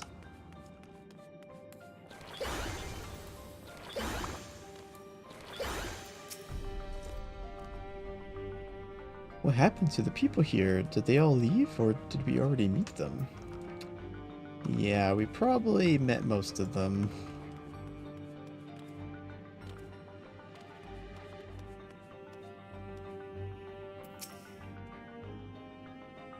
To think that people actually volunteered their souls for these experiments. Success was far from guaranteed, and even in the best case, they would cease to be men. Was their devotion to Sareel Ja so absolute? I mean, if you saw the way that Sareel Ja led, you know, I think some of them were not volunteers, if you know what I mean. It won't open, and I don't think it'll yield to our shoulders either. We'll have to do it the old-fashioned way and find the key. I got this. No, I do not got this.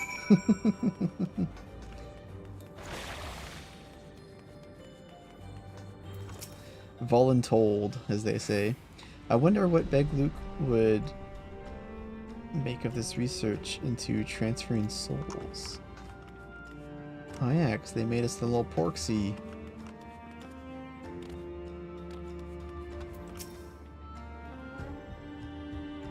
The researchers likely moved between the upper and lower levels. Perhaps we can find a key among their belongings.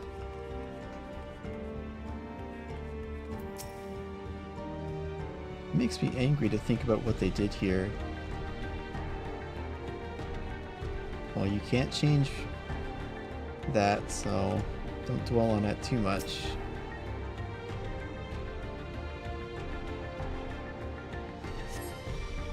They're recruiting volunteers for a new experiment. I know I'm not as bright as the others, but they wouldn't laugh at me if I was stronger than them.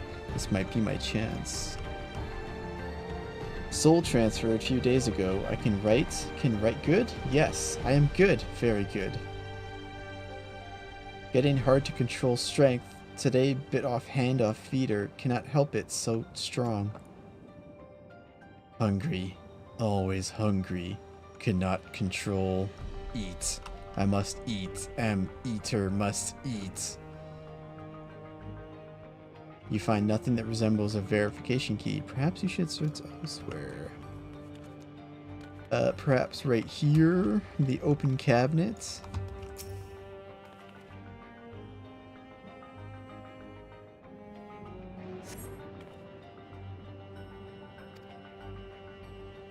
Found a verification key. Hooray.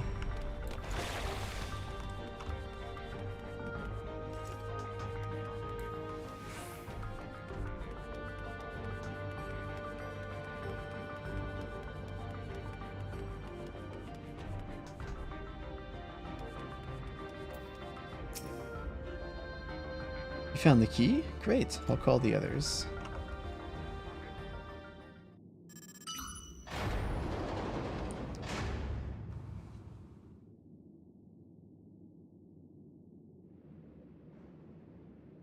Seems the key can be used to operate the lift as well. Up we go.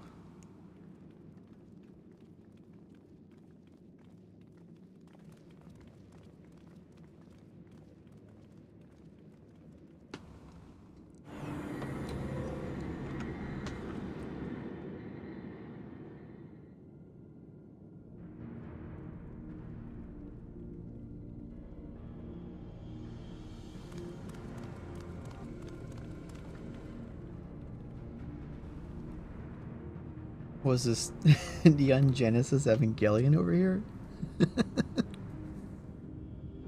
Critical! So, this is the observatory. I didn't expect it to be similar, but this is a far cry from the temple that held Veligamarnda.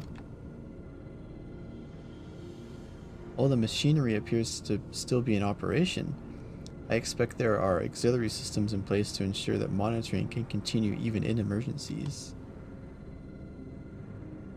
The warnings indicate various anomalies related to the seal's failure, most likely.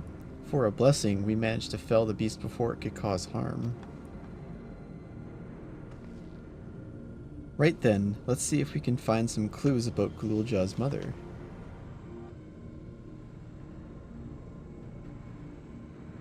think I could use this terminal. Shale taught me how.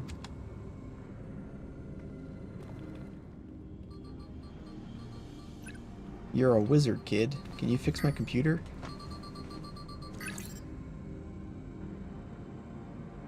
There's so much data. I don't what we should look at. Is that a typo? Perhaps we can narrow down the search by inputting the name Sareel Ja.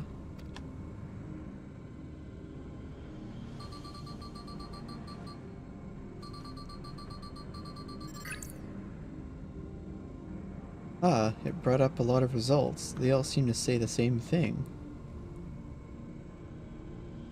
Sareel Ja, Administrator of Experimental Treatments, Research Logs. Sounds good, doesn't it? Chances are the data is encrypted, and even if not, it will take considerable time to go through it all. Then let us take it with us to the back room and have Shale analyze it. Agreed. Alright, I'll transfer it to this storage device I brought.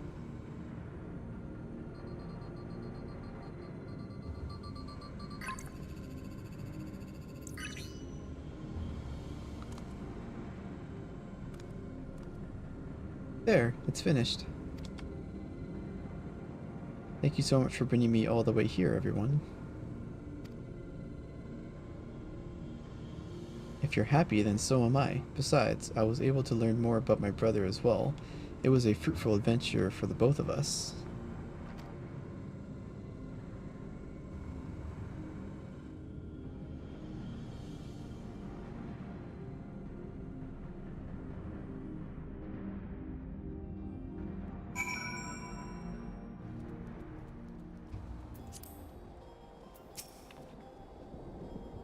I admit that Sareel Ja gave me a fright at first, but then I remembered who felled the mighty Valigamarnda. It me. I'll not soon forget our visit to the facility. It was a troubling reminder of the depravity that can arise from the belief that souls are simply a resource to be exploited.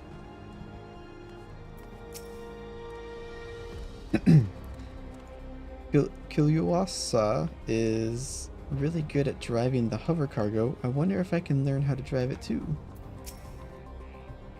I'm glad we can find what we sought in that abandoned facility. It seems safe to say my brother returned to Uyawata for the Sareel Ja. He wanted its power, no matter the cost.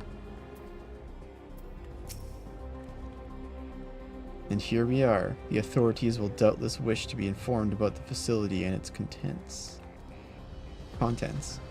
But first things first, let us deliver the data to Shale.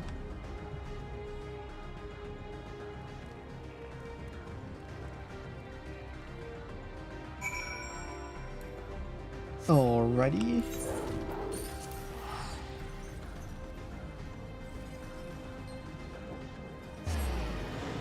Sareel Ja is a nerd.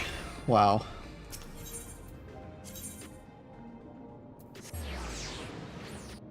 Still cooler than you are. Oh, got him.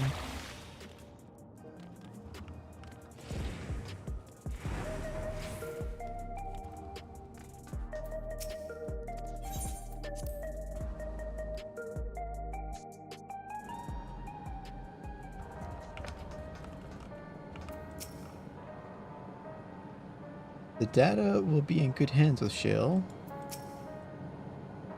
I've been thinking it may behoove us to learn how to use the various devices found throughout Alexandria. Better late than never, after all. Behoove? From what I can see, things haven't changed much since the funeral. People are still listless like before. Oh, Geode is here. You found information on Sareel Ja's mother? You lot never cease to amaze. Having now spent some time in these harsh environs, I feel I have a better understanding of how much of a steadying presence Sphene was to her people. Sareel Ja had no trouble keeping up during the outing. He really is his father's son. It was Shale who gave me the storage device before we left. She said that we'd probably need it, and we did. Does Janalt have anything more to say? No. Says the same thing. Okay. Welcome back. Sareel Ja has already given me the storage device. There looks to be a wealth of data, all of which is encrypted, so I'll need time to process everything. In that case, Alize and I might take ourselves around the city and check on the people. Aye, their mood has us a bit worried. I don't know if there's anything we can do to help, but we'll see. Understood. I'll let you know as soon as I've finished my work. Thank you. We'll see you again soon.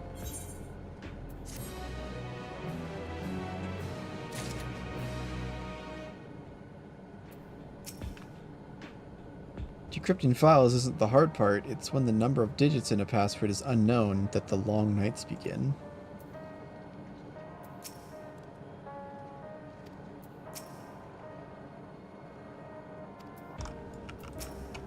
They all say the same thing? Yeah.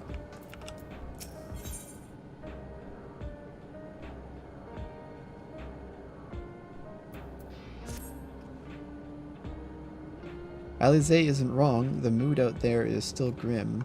Some of the Turali remember a time before they were dependent on the soul system, but even they're unsettled and wondering aloud if they'll have the chance to reunite with old friends and family before they pass on. With good reason, too. The journey home won't be an easy one for those who've grown old. That's why it's mostly been younger folk who have been leaving for Tural, ones with no elders to care for. Word of that problem has reached us in Tuliolol. My brother is doing all he can to see the Shock Tural Railroad restored to operation, so that people may come and go more freely. Unfortunately, the tracks only go as far as Vanguard, so some traveling by foot will still be necessary. Even so, the railroad would make things a sight easier. How long before it's back in service? I couldn't say. When I left for the visit, Koana seemed reluctant to make promises. But while Shale's working on the data, we could go and see the state of it for ourselves. To Shaloni Station, then. I'll make sure to keep Koana informed.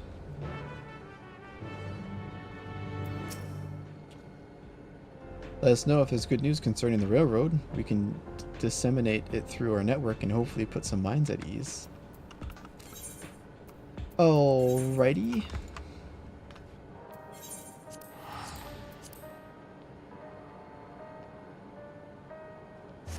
Yeah, don't say such things.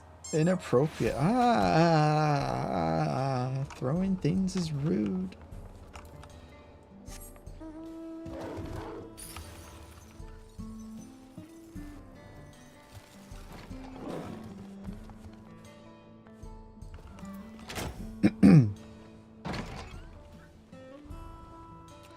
I filled Koana in. He asked that we continue to support the Alexandrians as best we can.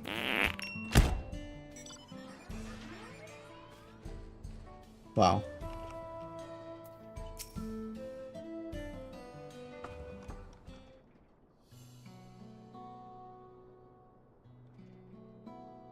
Vow of Resolve and Rohi to boot. What could I do for you? We're hoping for some good news about the railroad. There's an increasing number of people looking to return to Tural that can't make the journey on foot. I see. As it happens, the Vow of Reason is also on his way here to take stock of the situation. Ah, scratch the on his way.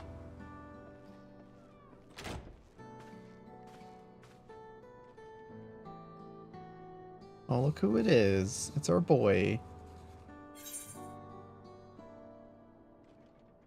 Gasp, did our little Bun Bun finally outgrow his old clothes?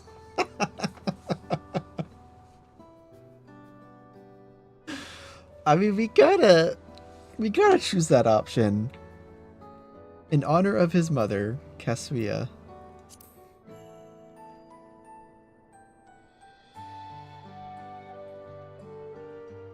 stop that. As you well know, my previous attire was that of a gleaner, and I have chosen a different path. It was time for change. Fair enough. You're here about the railroad too. It was in part for my sake that the original Dawnblazer was sacrificed, so I felt it only right that I assist with its replacement. Speaking of which...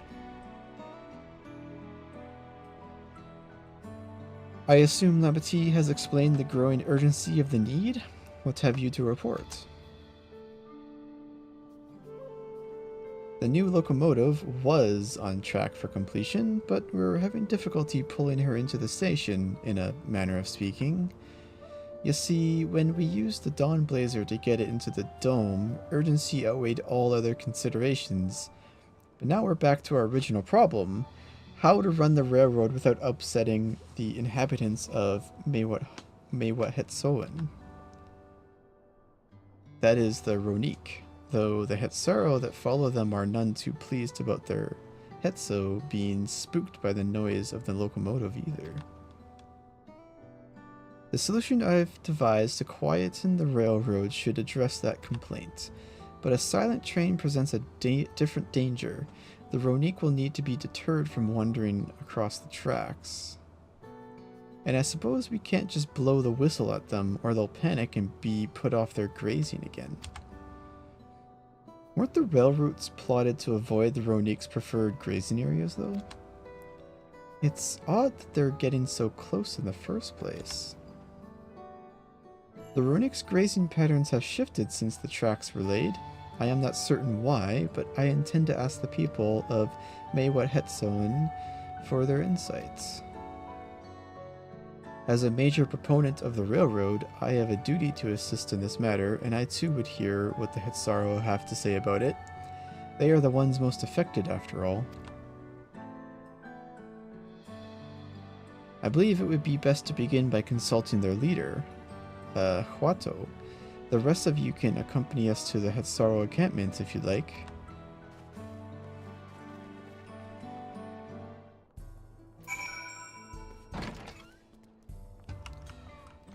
Wait, there's a back door? Hey, there's a back door. Oh, you can go upstairs. Ooh, can we go in? We can. Oh, there's also stairs to go down. Would you look at that? Just look at that. Alrighty. So, are we just going over there? Yeah.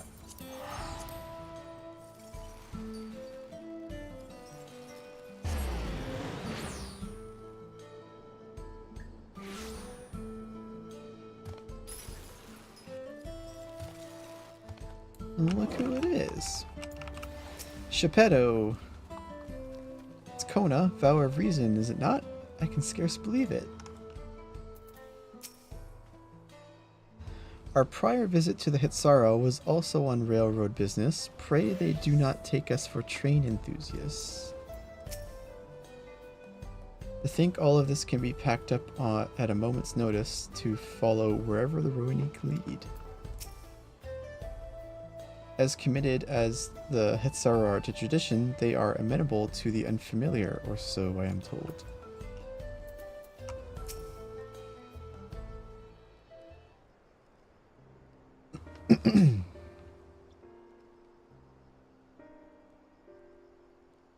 Vow of Resolve, Vow of Reason, I bid you welcome to our camp.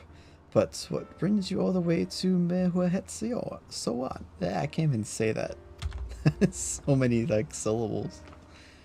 I thank you for seeing us. Our visit concerns the matter of the Shak'Tur'al Railroad. You see, we gotta build this railroad and it's on your lands.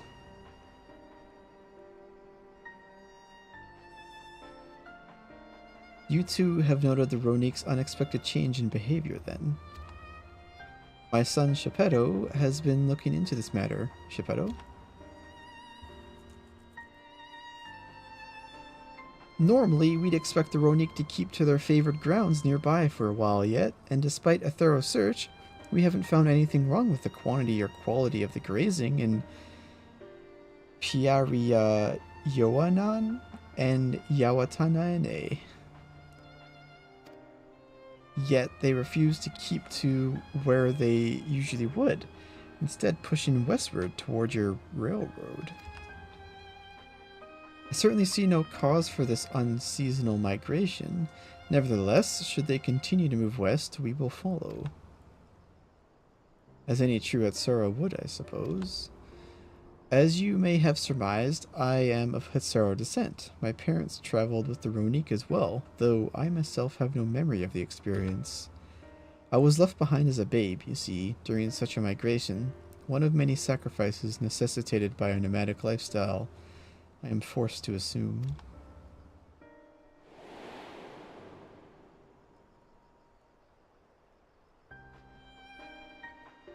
A chance encounter with a kind Pelu merchant was the only reason I survived.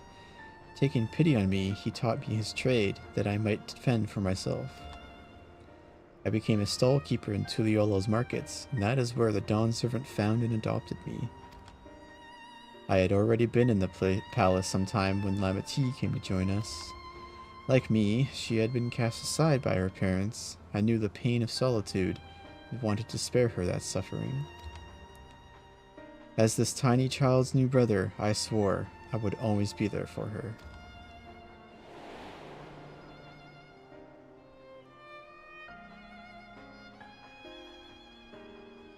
Truly, I have never heard of the Ronique chasing a path so arduous as to force such a terrible decision, nor of any Hatsara willingly leaving their own flesh and blood behind.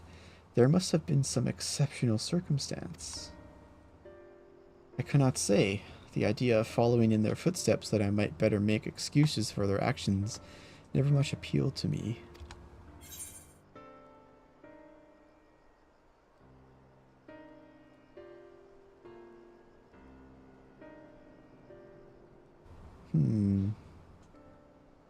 I kind of want to say both these things. But let's go with the more relevant one.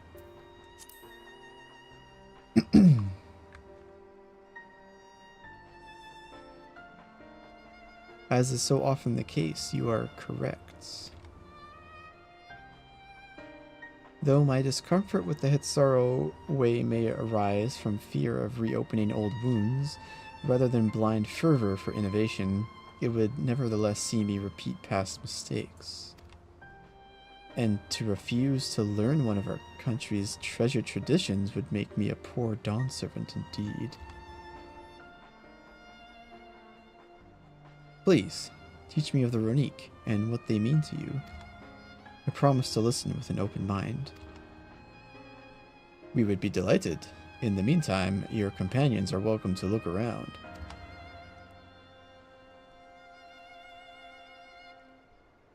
Will you learn of Hatsara culture with me? I should like to approach this with the fervent curiosity that you and my sister share, but it would be useful to know whether I am, doing it correctly.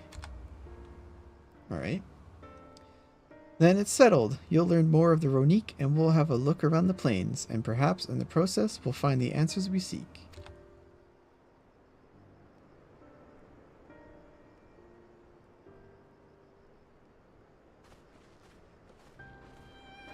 Alright.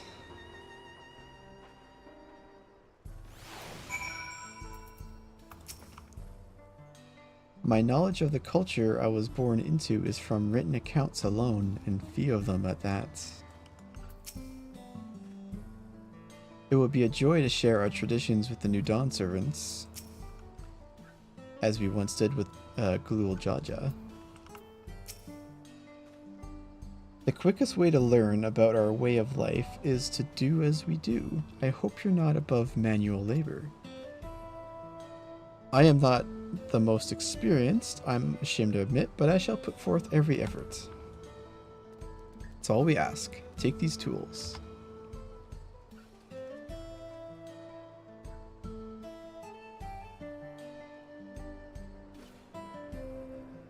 Now, introduce yourself to anyone who looks busy and ask if you can help. They'll be happy to teach you what to do in exchange for another pair of hands to do it. Alright. Let us meet back here later to share what we've learned.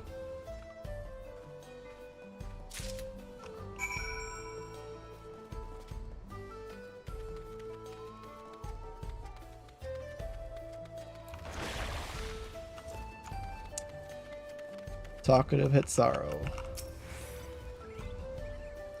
I'm afraid I've finished with my task for the time being, but since you're so eager to learn about our way of life, why don't I tell you a bit about our migration customs?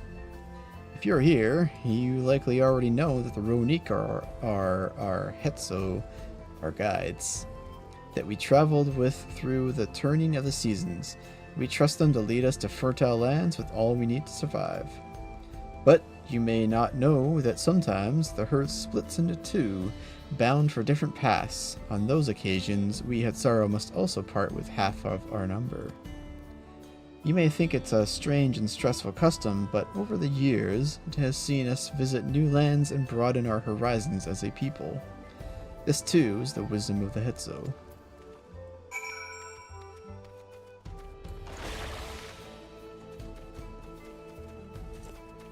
Troubled Hetsaro. This won't do. The wind will go right through it, and me without my needle and sinew. Well, I got a mending kit for you.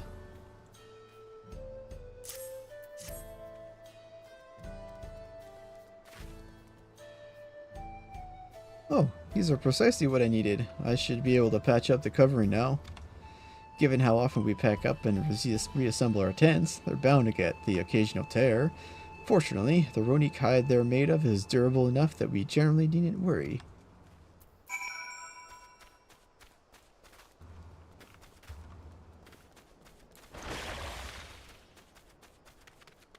Playful Hetsaro.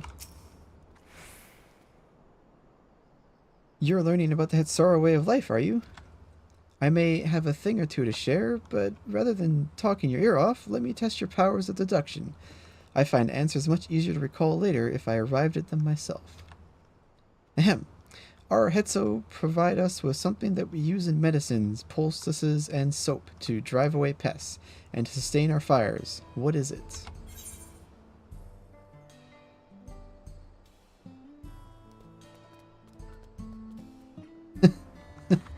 Bones. Hooves? Are hooves bones? Is it dung again? Meat and organ meat? Drive away pests. Bone! Bone! Okay, yeah, we'll go with bone.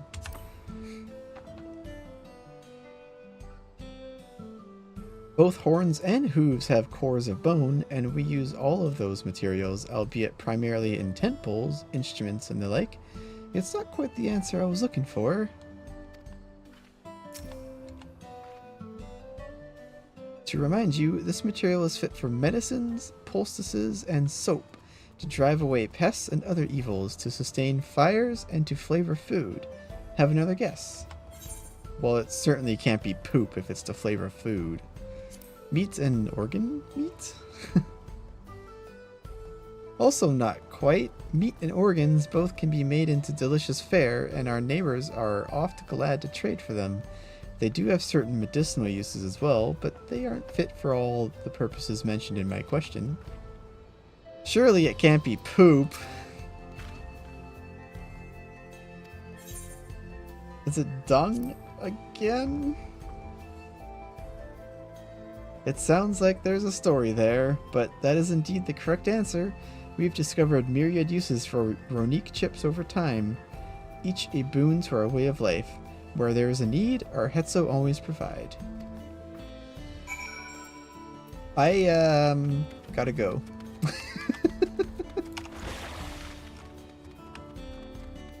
Yeah. Well, okay. So... poop. It's poop. Why is the answer always poop?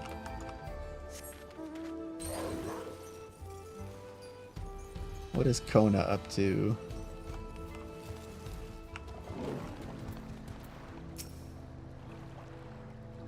You're here to help? Well then, why don't I show you how to care for a Ronik's coat? Go ahead and run your fingers through it. Gently now. Okay. As you stroke the Ronik's coat, you note that many portions are shaggy and tangled. This one's fur is a bit overgrown, but a good brushing should thin it out. Would you like to give it a try? You'll need the right tool for the job, mind you. A comb of the type you're used to would just get lost in the tangle like it's not. Alright, so he's giving me a fur brush. A sturdy brush suitable for grooming even the fluffiest of Ronique. Ah, Geppetto sent a Ronique brush with you, did he? How like him. Now, just run it through one little patch at a time, gently. Brush, brush, brush, brush, brush, brush, brush, brush. You dutifully brush the Ronique until your arms grow weary from the prolonged battle with its coat. It appears much tidier now, though the same cannot be said for your clothes, which have acquired a new coat of their own. Well done! With less excess fur, our friend here will be more comfortable in the afternoon heat and less susceptible to illness. A combed coat also makes it easier for us to identify injuries, should the need arise. Ah.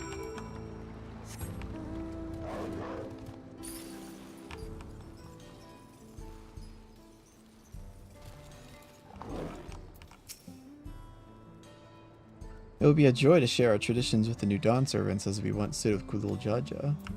Wait, where is Koana? He's around here somewhere, right? I didn't see him.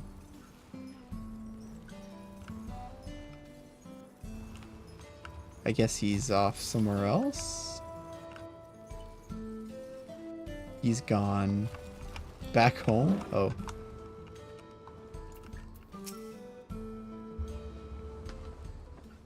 Yeah, he just left me to do everything.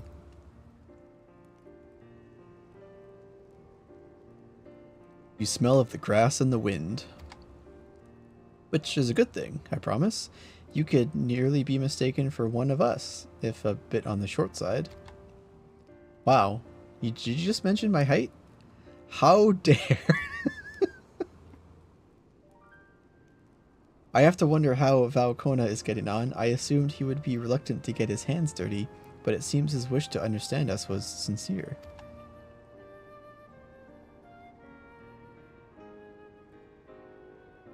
Ah, there he is now.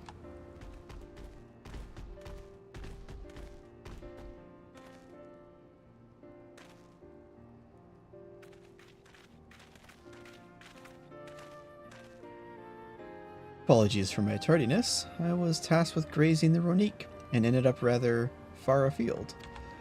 I found myself wandering hither and thither at my companion's inclination. To force us back to the trail seemed inappropriate. But how was your own work? Have you anything to share? Its sorrow life revolves around the Ronique, but in turn the people receive all they need. The Ronique are treasured members of this community, as important as family.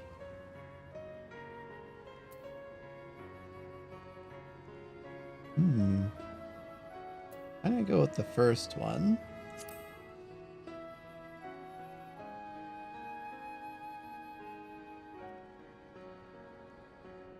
Yes, I feel the truth of this myself. While I was hesitant to leave my fate to the whims of the Hetsaro, rather than tread man-made paths, I arrived where I was meant to be all the same.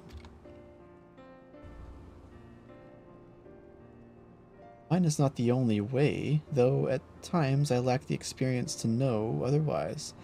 My inability to conceive of how a decision might be right does not mean that it is wrong.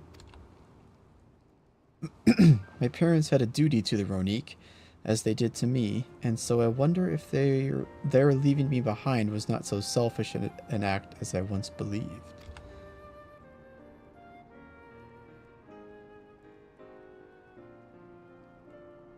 I have no way to know, of course, and regardless, this has no bearing on our present concerns. We are here in service of the people of Tyrol, after all. Nevertheless, I thank you for helping me find deeper meaning in what we've done today. And I will endeavor to remain curious, especially where the Hetzo are concerned.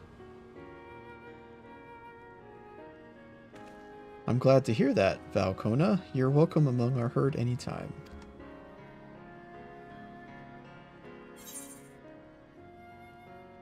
Please select a reward. Wild Banana Blend.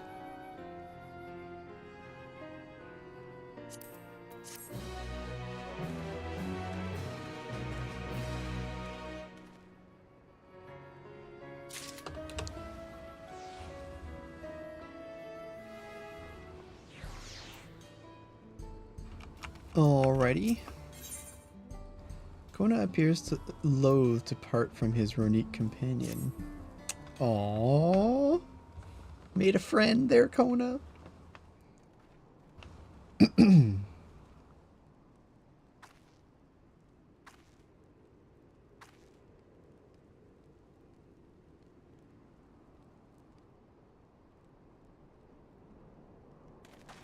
Koana, how did it go?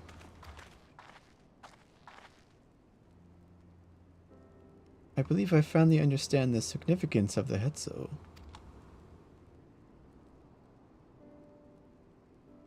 They nourish the Hetsaro as they grow and provide warmth and companionship in a harsh and unpredictable world.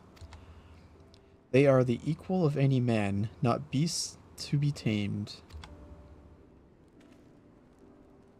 Moreover, Ronique are sensitive. Though we may treat their injuries or brush their coats to keep them hale, they must ever be free to follow their instincts and seek lands where they might thrive. The Hetsaro would never cage them, and neither should we. To control their migratory patterns or capture those who wander too close to the tracks is out of the question. So why don't we just build the tracks in the air? You know, monorail, monorail, monorail. Sorry. Then it is particularly important to advance our original line of inquiry. Fortunately, we were able to visit the Ronique's once favored grazing grounds. As we were told, the grass looks fine, but the place is too quiet. It's not just the Ronique, even the birds and field mice have fled. We did encounter one pack of Ceratopraptors, but they looked to be passing through in a hurry. Typically, that sort of behavior in the fauna would be associated with natural disasters, earthquakes, landslides, and the like. Though the Hetsaro would have surely put two and two together were the cause geological, I measured the area's aether to be certain. There was indeed nothing to suggest recent environmental disruption, but I did notice one anomaly. A strong aetheric signature to the east, moving across the plain, albeit slowly.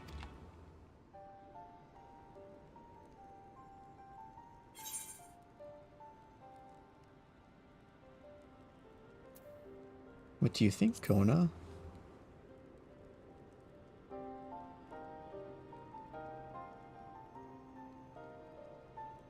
Given where we are, I believe we are dealing with a powerful beast. A predator, perhaps given the local fauna's behavior.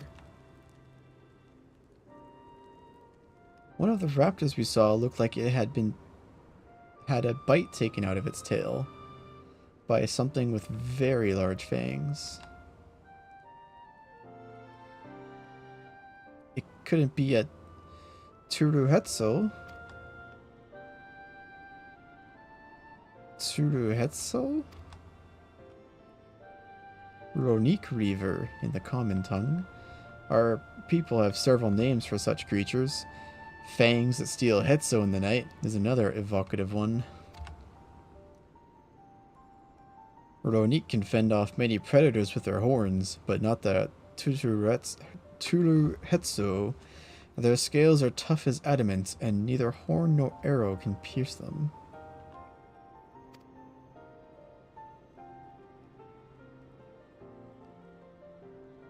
A well-toothed carnivore with an unusually tough hide. I cannot recall any such fauna in this region. They usually roam the wilds in the northeast, and most herds keep well clear of them. I can't tell you why this one is so far from home and its pack both. In any case, I believe the source of the Ronique's consternation is clear, as is our next move. We must drive this reaver away, that they might return to their grazing lands in peace. Alright, it's a fight you wanted, it's a fight you'll get.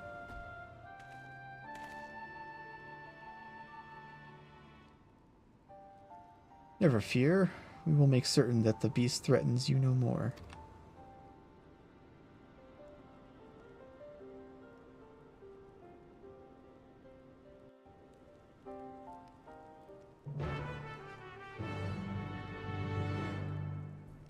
Wahoo! Alright. A powerful creature behaving unusually. Left to its devices, it may well become a Sareel Ja. We must attend to it ere that happens. Those Ronique Reavers must have a hefty set of teeth, but I'm not worried we've fought worse. Alright. The Ronique Reaver is a clear threat to the local population. We cannot allow it to roam unchecked. But it won't do for us to go running off in search of it without having made proper preparations. And if others returning from across the plain have spotted it, they may be able to inform us of the recent behavior and where it might be found.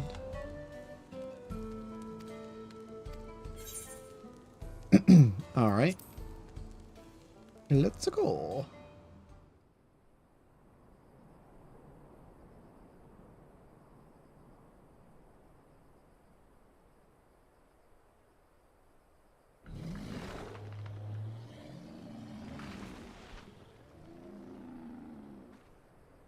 They are very fluffy.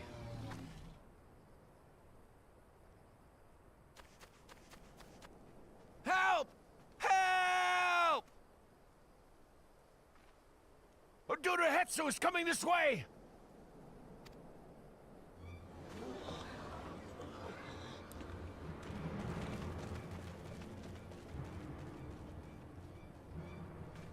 It has beasts across the plains in a panic, and our Ronek are practically paralyzed with fear. We must get them to safety. We can assist by helping to calm the creatures. Once they're less agitated, it should be possible to hurt them.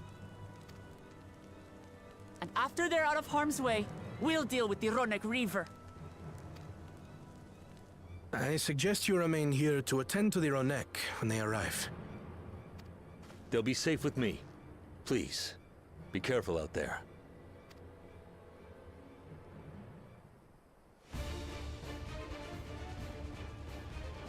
So today I learned it's Ronek, not Ronique. Hey, you know, whatever. Make haste! We must protect the Ronek! Alright. Don't worry, we're right behind you. Alright.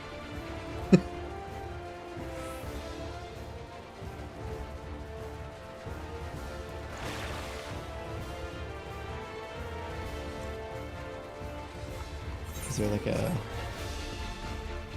Okay, there's some over there.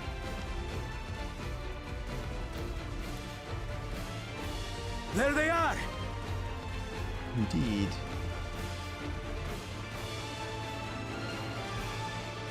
They're terrified.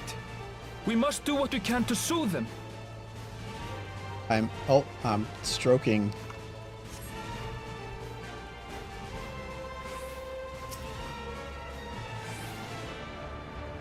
There, it's okay. We're here to save the day. Snuffle? Aww. Snuffle, Snuffle. That herd should be alright. Let's look for stragglers. Or strag. Oh, okay. The Ronek are to rally too. None shall be left behind.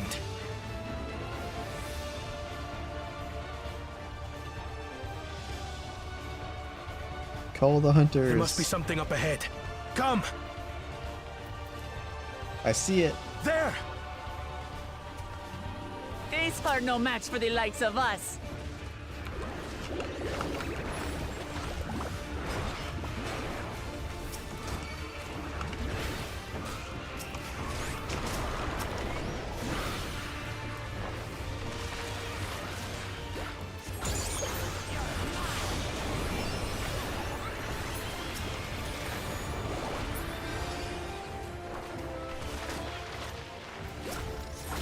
In a panic was clearly an understatement.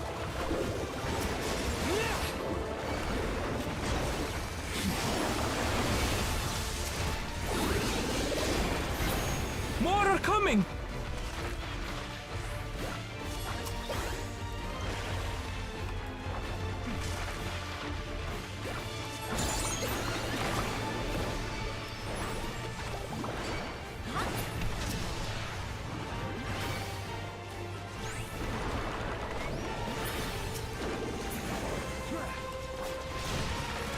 You're mine!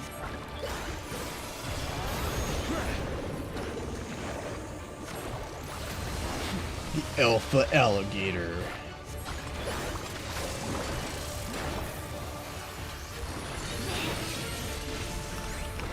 Oh, he's beefy. He's got some HP. Oh, he brought friends.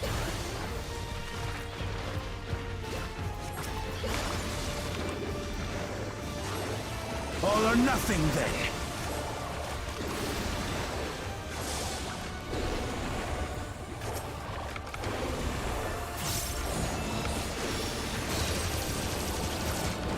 Aw, yeah.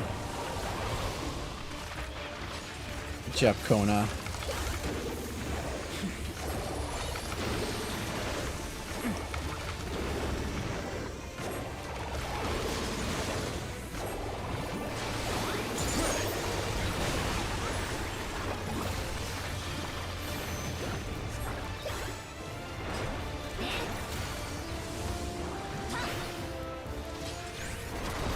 The power of plot armor.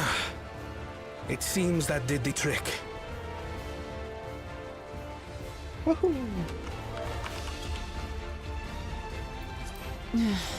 For the fodder, at least. But where's... Is it a snake? I bet it's a snake.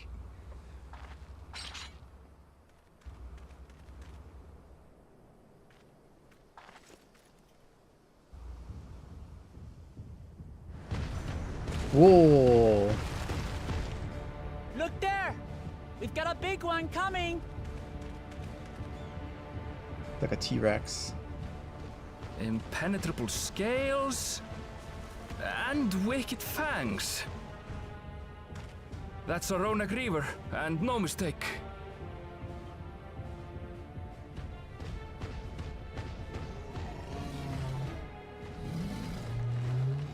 Oh no! He's too scared to move. That one there.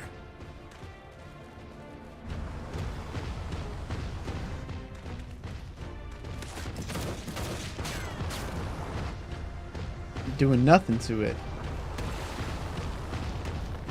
Not so fast. Yeah, that's what I expected.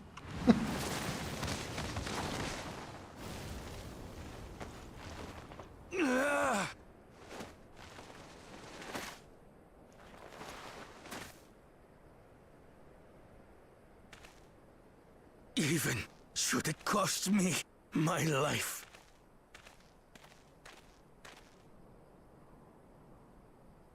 I will save the head soul!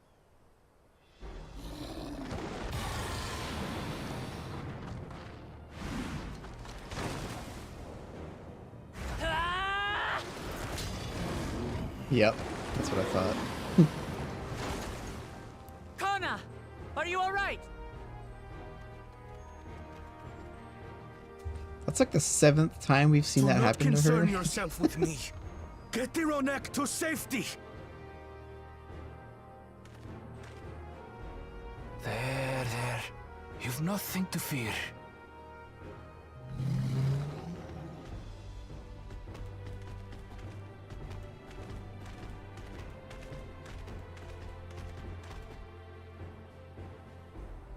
Right! Let's finish the job! Kinda want this guy as a mount. Just run around in PvP on this thing? That would be amazing. I made a vow to our people. You shall plague them no longer! Wow. Koana's serious.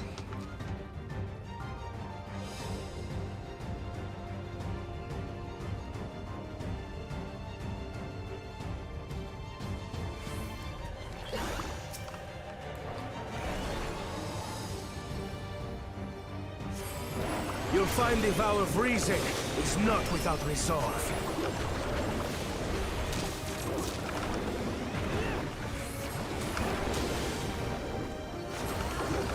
Damn it! Not even a scratch! Buy me some time to think, will you?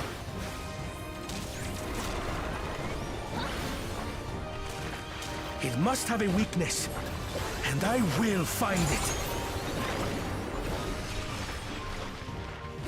Maybe it's a butt? Not like I have positionals anyways.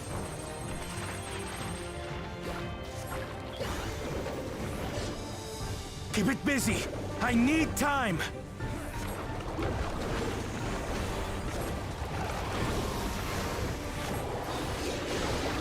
Right. Go for the legs.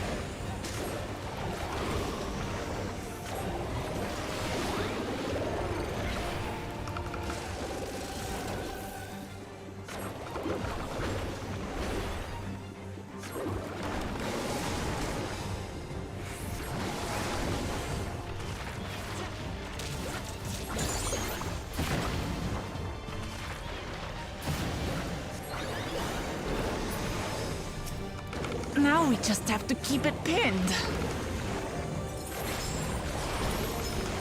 Get Home thinking, game. Koana!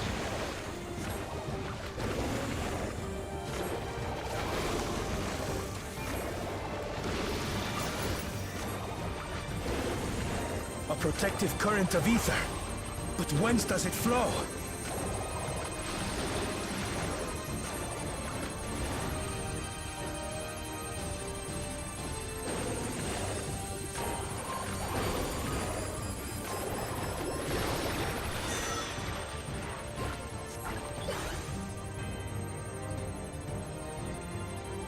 I've got it! Good.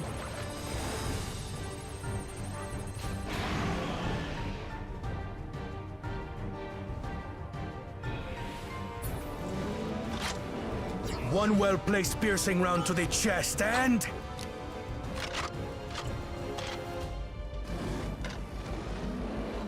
You're done for!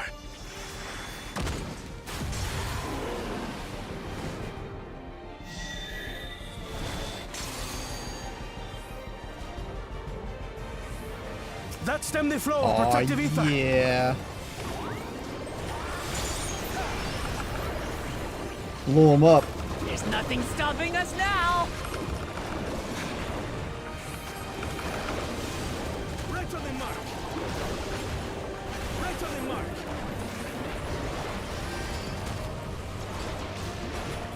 Still not backing down, huh? Fine with me. Right on the mark.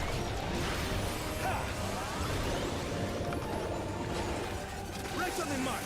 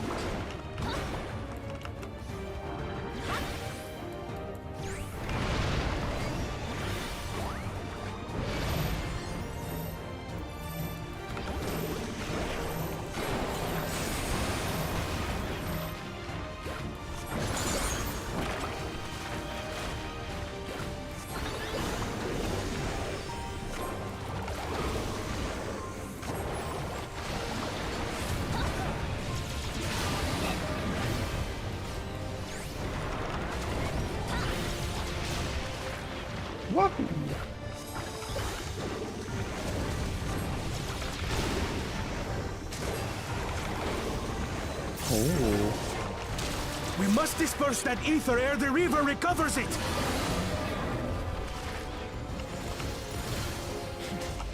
This is going to hurt.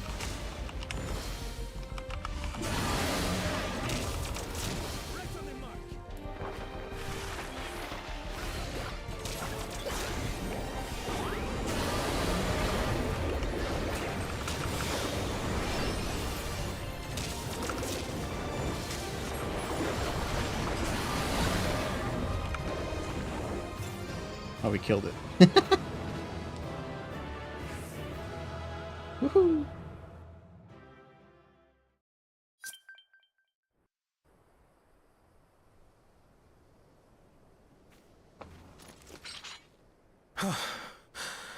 We did it.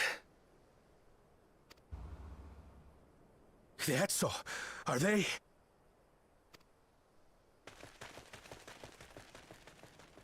The Ronek have all made it to Mehwa Hetsuan.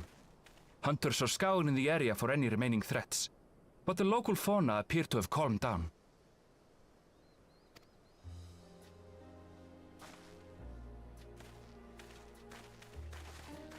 We cannot thank you enough for your timely aid. You, most of all, Bow of Reason. We feared you would be loath to take direct action, yet you didn't hesitate to put your life on the line for our Hetso.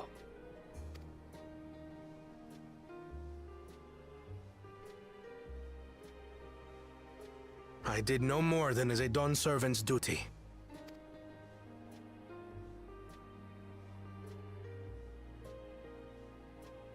The ethereal conductivity of those scales is astounding. I dare say we could repurpose them to create a device that emits controlled pulses of ether. Ether resembling that of the predator the Ronek fear most. It might work. If we struck the right balance, we would have the means to deter the Ronek from approaching the railroad without causing them undue distress. Incredible! Koana, you've done it again. I must say, I was hoping I'd never have to see one of these again. Still haven't forgotten the last one, and it's been more than 20 years now. I had come as a trader to the camp in Lozeni Hetta, a camp that was obliterated in an instant by that monster.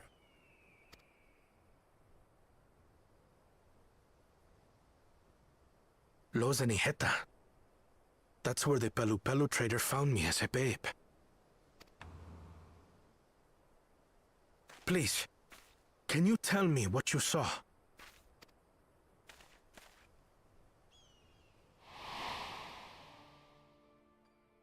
As I said, I had traveled there to trade with our fellow Hetzaro. Like us, they followed the Ronek. And like us, they were visited by a reaver. The fiend struck like a whirlwind in the night. It was chaos. I grabbed some token belongings and bolted in a panic, thinking only of getting as far away as possible. But even in my panicked state, I could not help but notice the young couple racing the other way, toward the fell creature. "We're distracted," I heard one cry. "Save our son! Save the Hetso!" After that, nothing but the pounding of my heart and feet and Ronek thunder. I ran and ran. And as the sun broke the horizon, I found myself separated from both man and beast.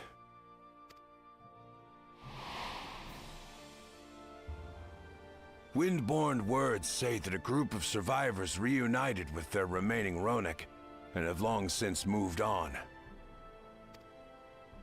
But still more were never seen again, including the brave couple. Or so the story goes.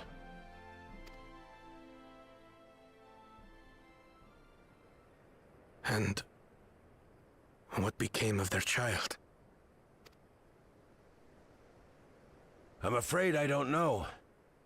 But if he wasn't with the survivors, even if he lived through that night, the wilderness wouldn't have been kind to a little one out on his lonesome.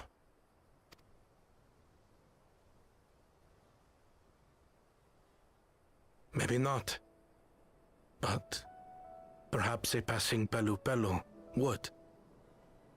And one day, even a Dawnservant himself.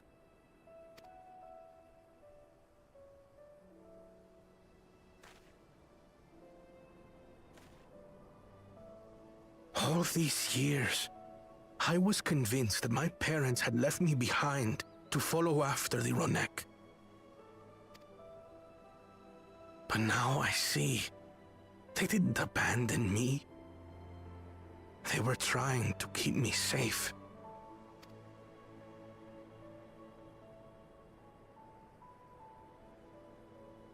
I've wasted so much time resenting them, when in truth, they gave me everything I have today. It is thanks to them that I live to know the warmth of family, even after they were gone.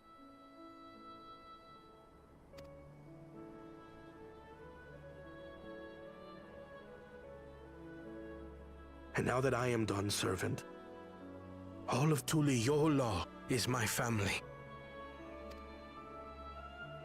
A family I will always protect, as my parents protected me.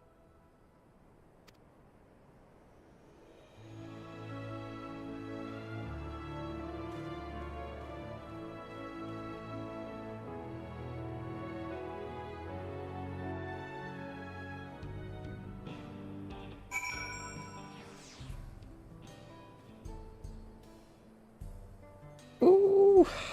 Cry break, anyone?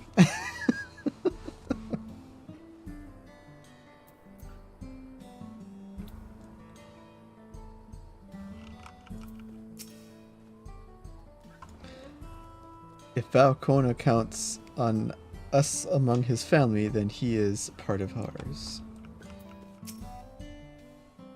You made felling that Turuetso look easy. On behalf of the Hetso, I thank you.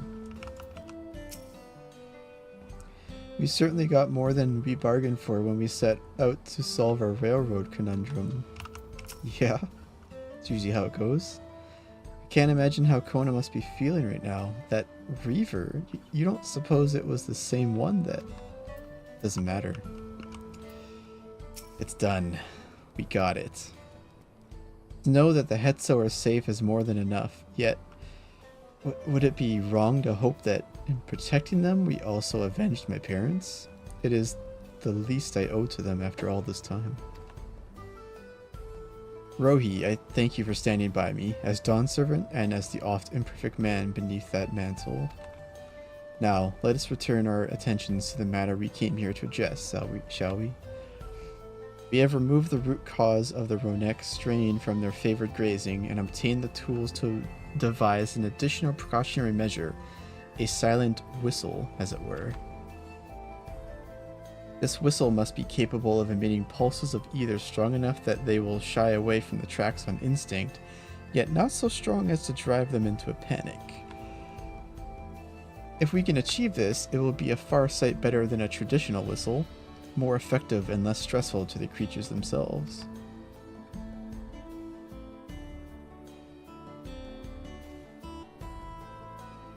Let us return to Shaloni Station and begin to work on it then. Balika and his crew will doubtless be relieved to finally have a solution.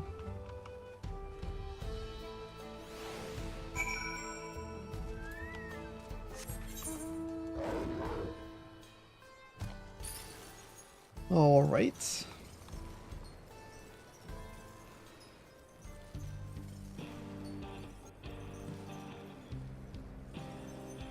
And then our new custom deliveries, I believe, are going to be here. I think. There's a screenshot of this, so we'll see. Oh, okay, alright.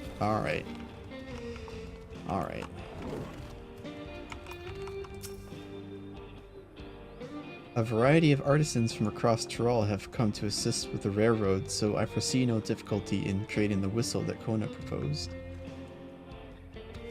I like his new outfit. Although, let's take a look at them shoes. I don't know, man. I don't think those... well... okay, they're just like things attached to the shoes. What do you think, Alpaca? Do you like Aaronville's new clothing? I like his pants. His shirt. Maybe not his gloves. See, these are the more of the boots I would expect he would be wearing. Let's take a look at those pouches. Please proceed respectfully.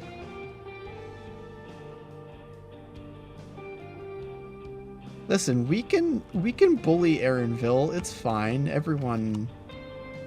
His own mother did it, so therefore.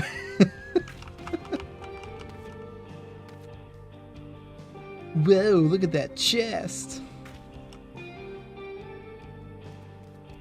Like little frilly bits here. Okay. Anyways, your third boyfriend? You know what? I'm not gonna get messed up in all of that. You look pleased about something. Good news for the railroad, I take it.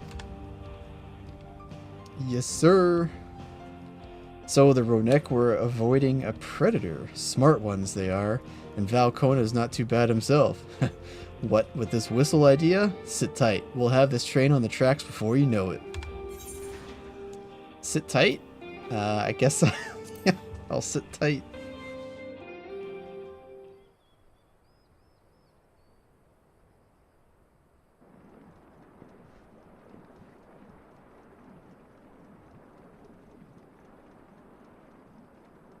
We're ready to go. Oh yeah.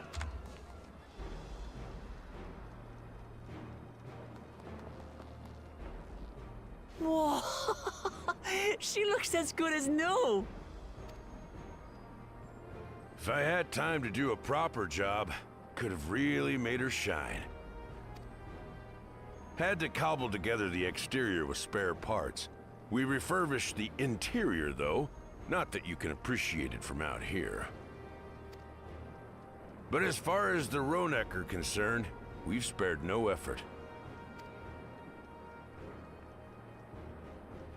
From the ballast to the ties, we've adjusted every bit of the track so she'll run quiet as a field mouse. You and your crew have worked wonders. Our nation is in your debt. Come now. If anything, credit's due to Tuliolal. It's thanks to the folk you recruited from every corner of the continent that we were able to get her up and running so quickly. Besides, the ethereal whistle's the true marvel, and we wouldn't have that without the scales you brought us. However grateful you are, know that we're even more thankful. Okay, okay. Hey, his glasses are fixed. Right. If we're done talking, let's put this train through her paces. Hell yeah. Can I get a yeehaw?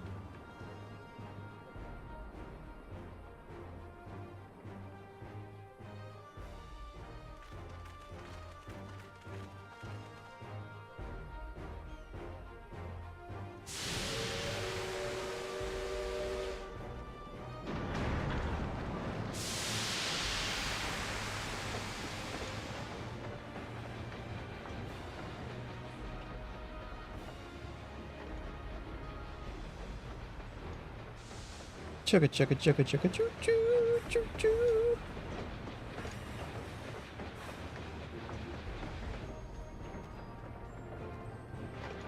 There's a Ronek up ahead. Blast it.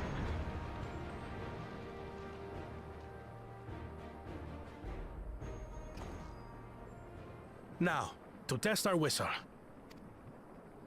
On it. Just point it in the general direction and...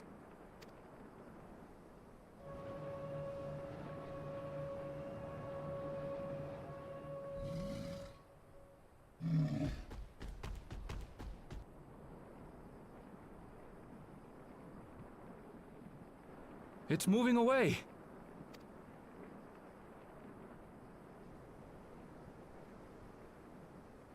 Meanwhile, our friends over there appear wholly unperturbed.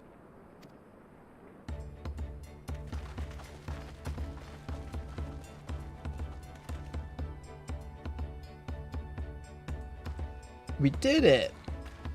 Hooray!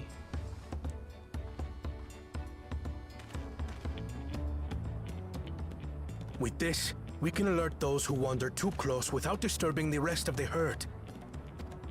A roaring success! In a quiet way, like.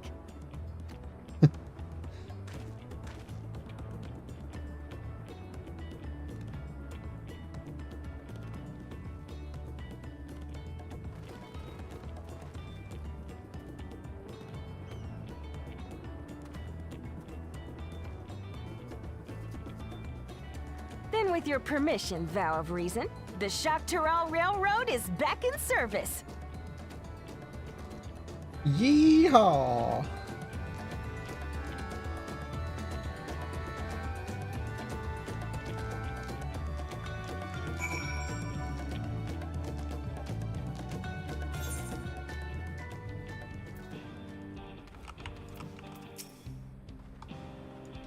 Now anyone will be able to come and go from the dome as they please. I can't wait to spread the word in Alexandria.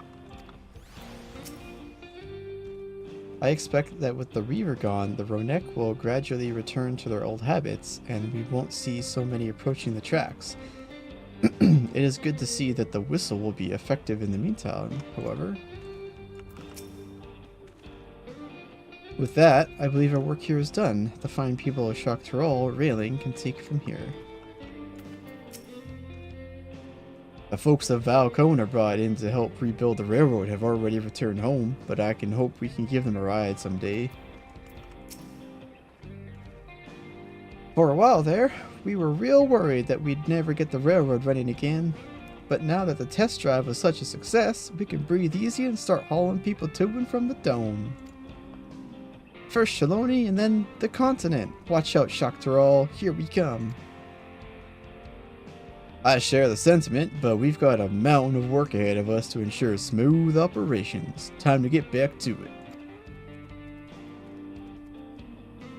The efforts of all here today have not gone unnoticed. Once more, I thank you.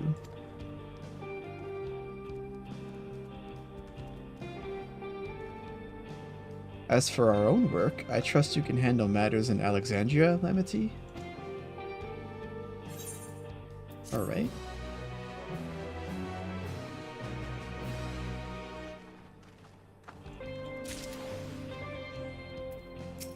Erinville's still with us though. It won't be as I once envisioned, but perhaps someday we can take that train journey to Yassalani together.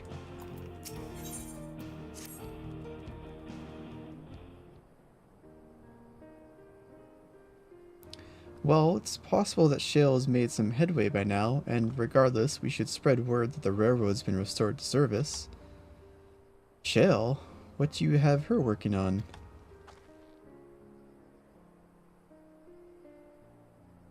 Belulja's mother.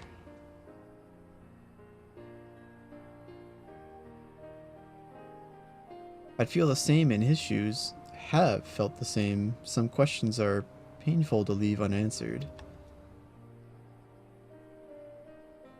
There's no cause to look at me like that.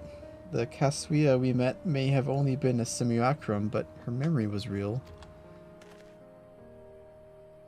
I needn't search for what she left behind, because she left it with me, and I will carry it always. Oh, look, he's got the little robot. Oh, look at that.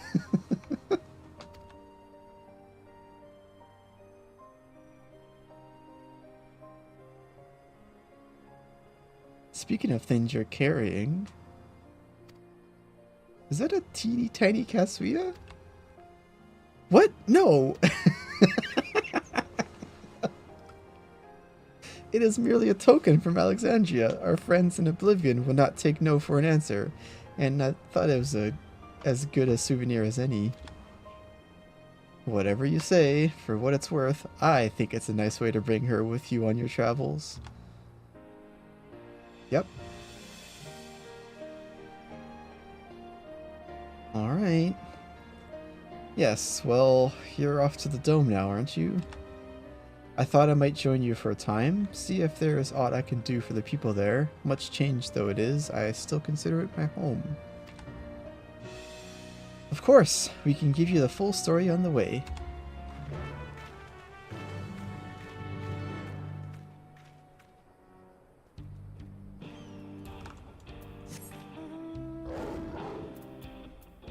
Oh, we're going back to the back rooms. Back rooms back, alright.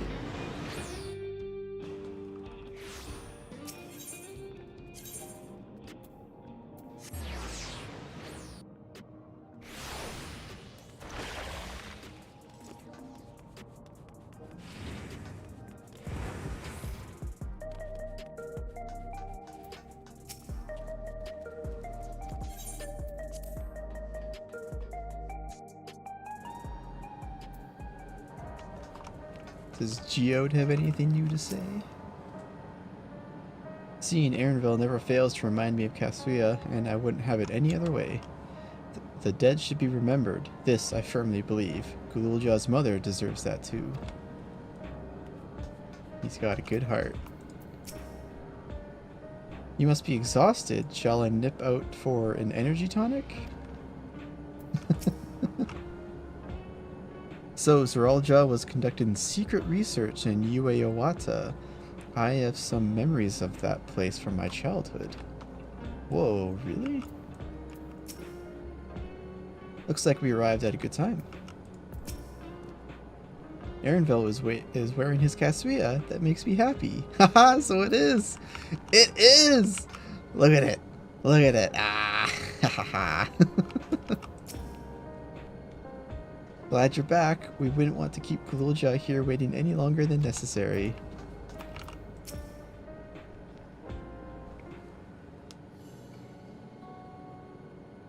I'm not shaming him.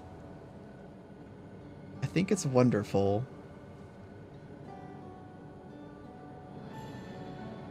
A simple yet elegant solution, and thus is the railroad back in operation. Meanwhile, Shale has nearly finished processing the data. She will be able to share her findings with us imminently. I'm interrupting something, I gather.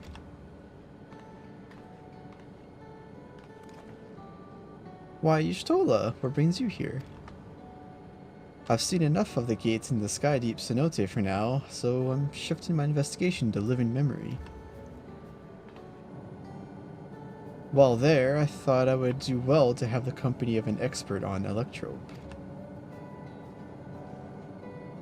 I'd like to take a closer look at that place myself. I can join you once we've finished here.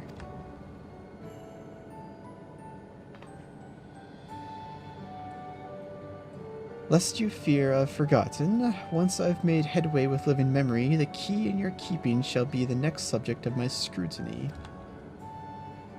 Well, I guess I'll wait.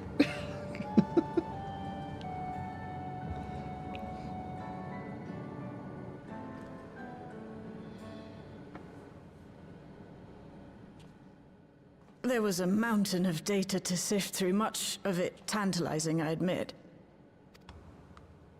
But it will take time to fully decrypt everything that piques my interest, so to answer our immediate question, I've been concentrating my efforts on the audio saved by Sareel Ja herself.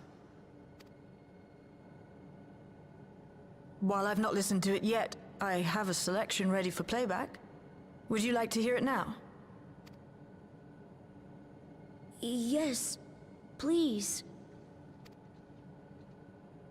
All right. Several audio files will now play in sequence.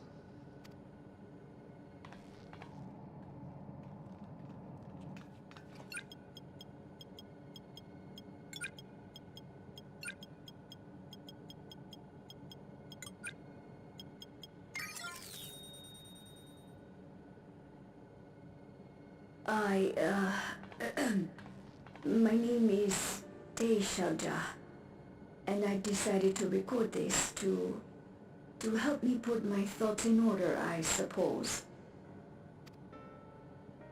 Mother? Officially I am. Was a Chirurgeon with the Lance Guard.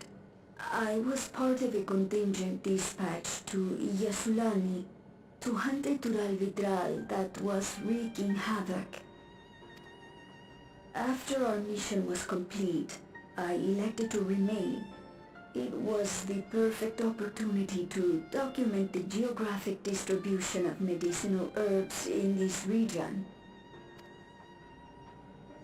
Or so I said when requesting special dispensation. In truth, I could not bear to return to Tuliolal. I had hoped to aid Commander Sareel Ja in the right of succession, but he did not so much as look my way. I was never in contention, of course, one of the nameless many in his army. To go back and face that reality was too much for me, so I ran. And in my cowardice, I stumbled upon this path. A path that changed my life. When the dome appeared, I found myself trapped within, and reunited with my commander.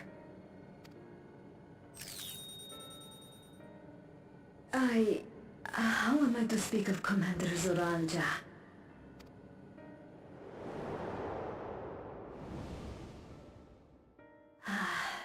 I admired him. His incontestable strength, his unwavering focus. He was a man of great passions. I watched him, captivated by his intensity. From afar, I would not dare approach. And in watching, I came to know him. His eyes too sought the distance, but not as mine did. He yearned not for another, but something else, beyond the horizon. That gaze would never fall upon me. I knew.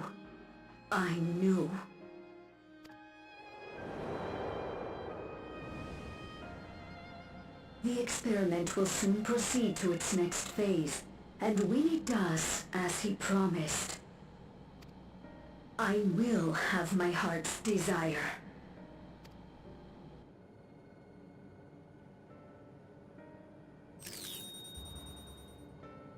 Today. It should have been today. A new beginning. What I have dreamed of for so long. I hold a future in my arms. If he could see him, embrace him, surely that would be enough. So full of hope I was. A foolish hope.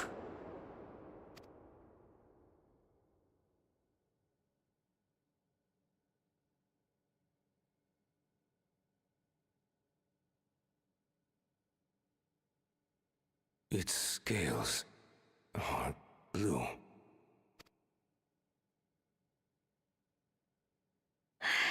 He's your son. My...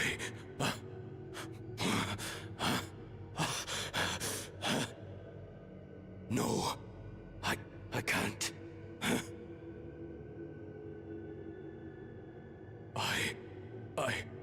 I don't know how. How could I? How? To raise a child, be a father. I don't. I can't. No! No! Get it away from me. Get that thing away from me!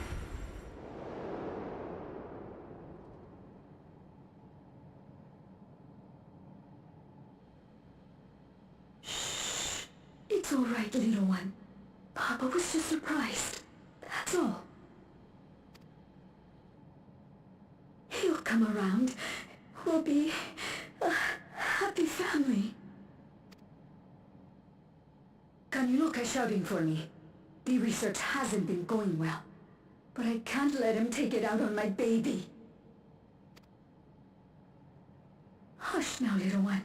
I know just where to hide you.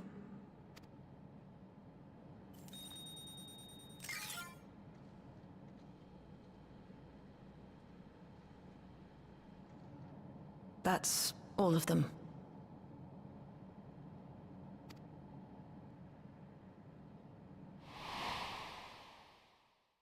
He was abandoned, the poor dear. We found him in the drift downs a few years ago.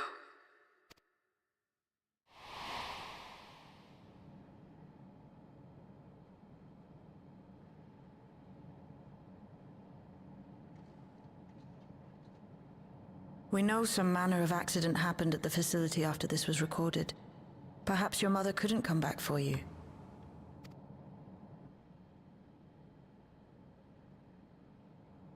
Hey, Gololcha. I'm fine, Lamachi. Father and mother, they were both so lonely. If we could have been together, maybe they wouldn't have been. But sometimes things don't work out, no matter how hard you try.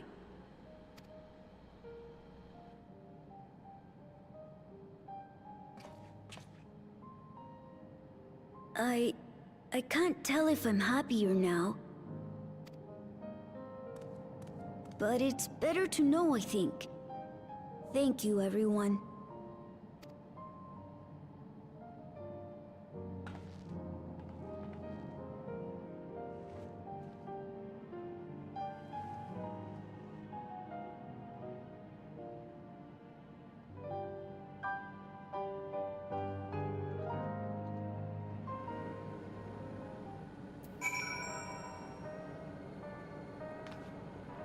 Well, shit. Damn, denied we related?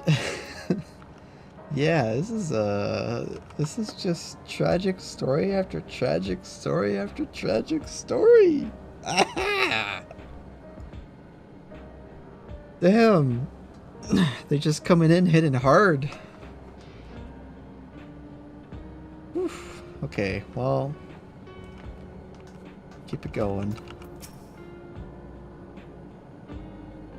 Why leave such a record, you ask? I cannot be certain, but I believe Sareel Ja simply wanted someone to know how she felt, to understand.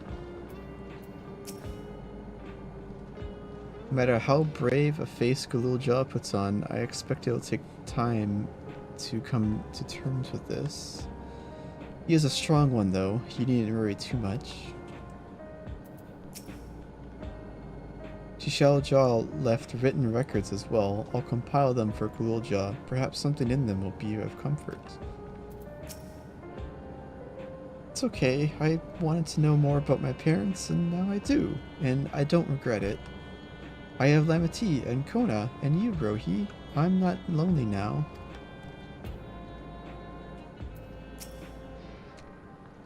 You may find it hard to believe, but until the rite of succession, Sareel Ja was a good brother to me. Always. And I thought that Papa was the best father anyone could ask for. I don't want to think the time we spent together as a family was a lie, but by the same token, the bitterness my brother harbored was all too real. The dome had not appeared. Sareel Ja's tale would have been very different. Yet, whether or not she would have been happier, I cannot say. What a mess. Yeah. Right, Y'shtola. It's better to know. A profound response for one so young. Agreed. Though I wish he didn't have to be. Sareel Ja is indeed wise beyond his years. Yet, one never outgrows the need for dependable companions. 'Tis fortunate that he has you. Thank you, Shale. Because of you, I got to hear my mother's whole story. You heard it because you were brave enough to listen, Sareel Ja. If you remember one thing, remember that.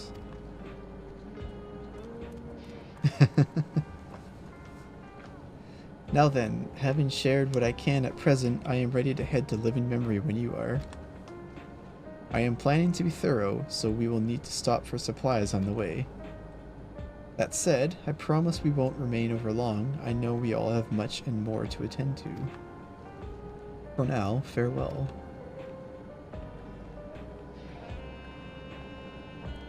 Well, have fun! A word before you leave. Our network's already spreading word of the railroad. We expected people would be clamoring to get on the first train back, yet the reaction's been the polar opposite. Scant few seem inclined to depart Alexandria anytime soon. What? When we spoke before, you said many from Tuliolo were eager to reunite with friends and family. Maybe they're concerned about getting through Vanguard? If so, we could take turns accompanying them. In any case, we need to speak with the people ourselves. Let's start at Lay Node 9.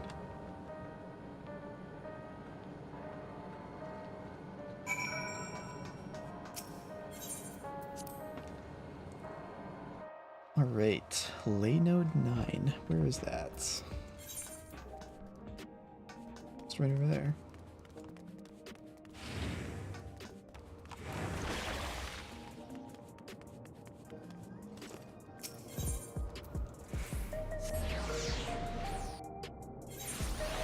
Yeah, there's no pour command, sorry.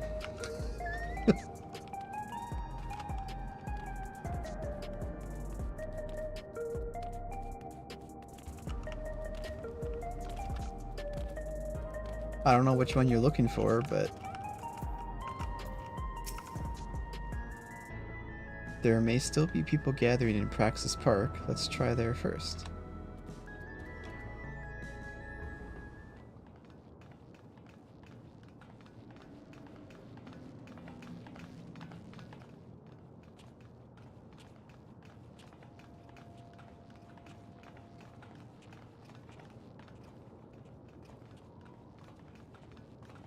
People look uneasy. Did something happen?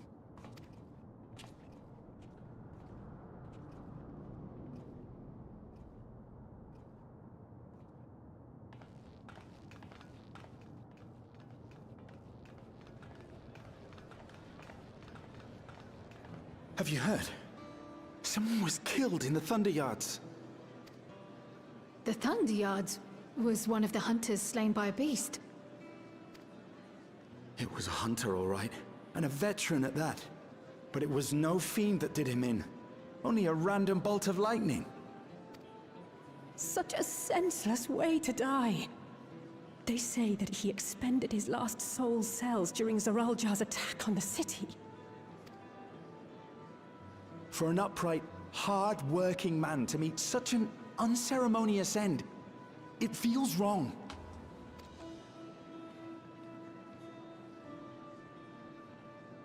But we'll be fine, won't we? Even if the system no longer erases our memory of the departed, the regulators continue to function. I shan't go before my time. Growing old and passing peacefully with the help of the ushers is only natural. Well, you may think so, but how are we to know? We have no memory of those who have gone. More may have met violent deaths than passed from old age, and we would be blissfully unaware. It could happen to you, or me, to any of us. Then what are we to do? Spend every waking moment thinking only of how we might die?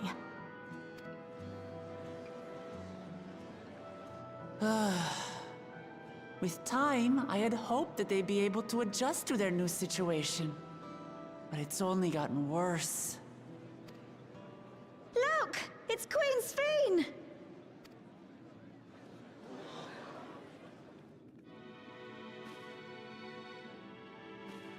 Huh?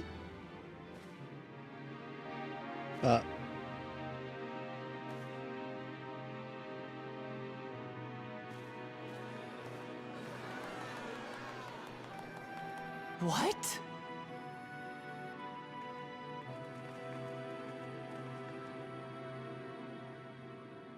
help, Queen Sphene. The grown-ups are really upset, and I don't know what to do. I see that you are as kind-hearted as ever, Nico. Never fear. I'm here to set things aright. I don't understand. Sphene is gone. Forever.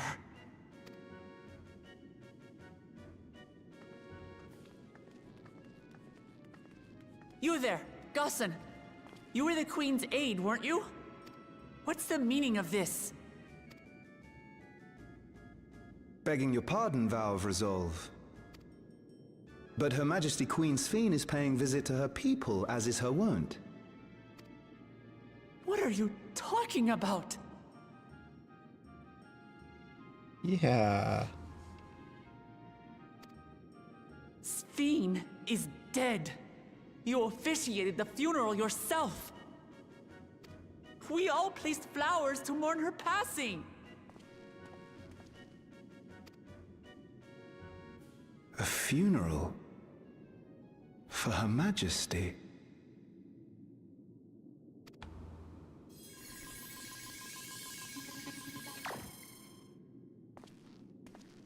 What a curious jest. You know full well that ceremony was to commemorate those lives lost during the attack of Alexandria. Uh-oh. Her Majesty walks among her people that she might support them in this most trying of times. Surely that is not cause for consternation.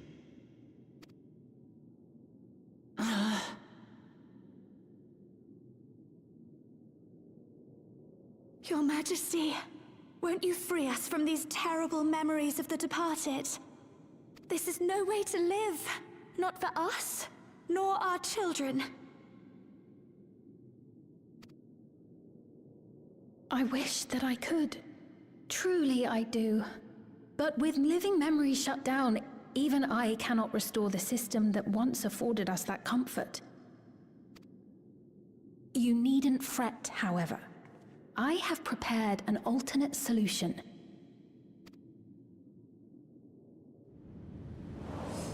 All of us shall be made endless. I have created a new system that allows you to transplant your memories directly into an ethereal vessel.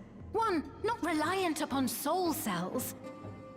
This way, you need never again fear death. You may live as you please, and for as long as you like. Our stores of ether are, at present, not sufficient to provide this boon to everyone. But some of you received neo-regulators for the funeral ceremony, did you not? And there are still more we have yet to distribute. 5,000 in all. One day soon, those with neo-regulators will be called to join the Endless, and thence be free of suffering forevermore. But only 5,000 of us?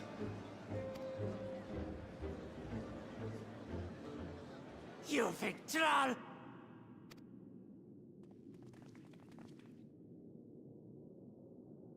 The real Sphene would never be content to save only some of her people. Who are you?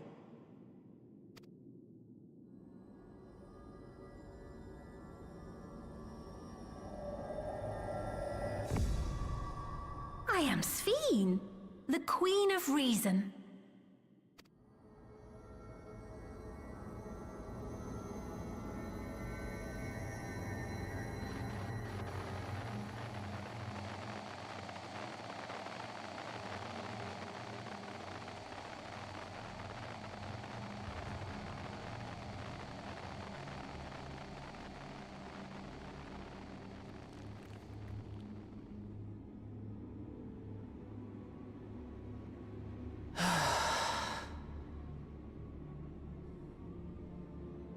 Let's return to the back room.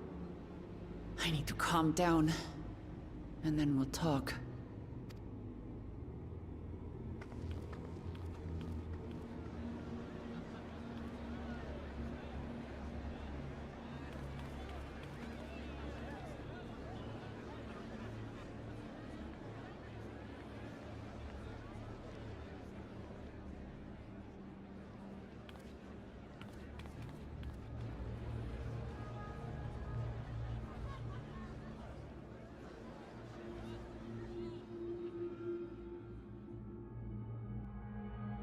Dun dun dun! Well, shit. There's naught to report yet, but we have all eyes and ears out in Everkeep and Heritage found. Sphene was erased, and she's back? Then are the Endless? Seriously, what was that? I mean, Sphene has returned? How? Without the Meso Terminal, how does she propose to create new Endless? We must contact Y'shtola as soon as possible. You saw Sphene with your own eyes then, so it wasn't someone else. We've heard about the Queen of Reason's proclamation. The rumors spread throughout the district like wildfire. Yikes!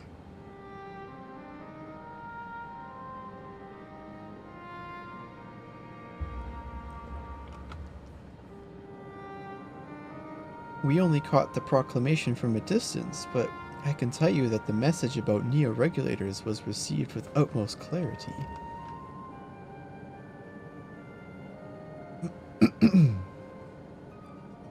It couldn't have been Sphene. She should have been destroyed when the Meso Terminal shut down.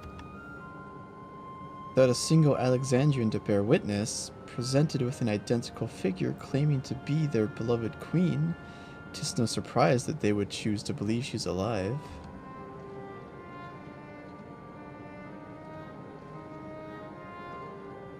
What is troubling, however, is their denial that the funeral was held in her honor.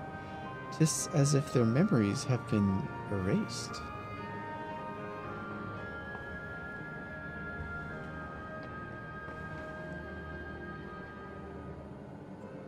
Given that the memories of Oblivion remain unaffected, that was likely the work of the regulators, but by whose design?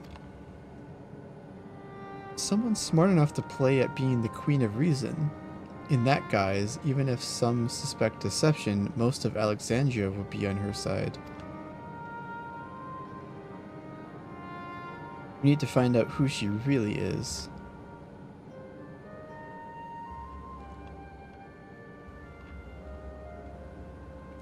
While I agree wholeheartedly, we should avoid drawing more attention than we already have. We must be patient until Oblivion's network turns up a lead, or until our self-proclaimed queen makes her next move.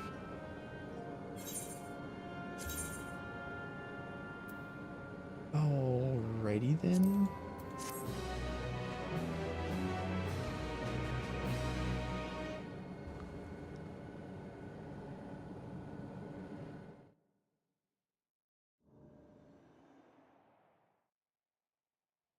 Meanwhile, in living memory...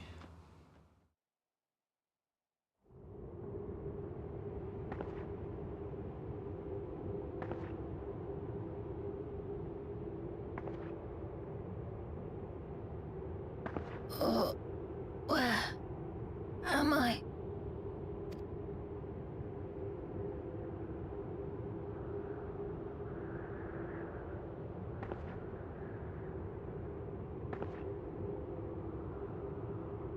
My people? Are they safe?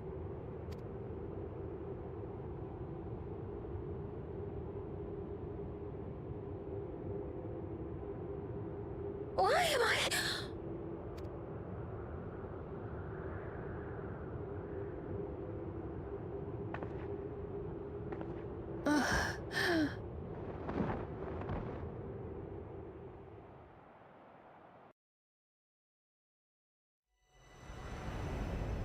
Fear of death, the people turn to Queen Reborn their fates to learn.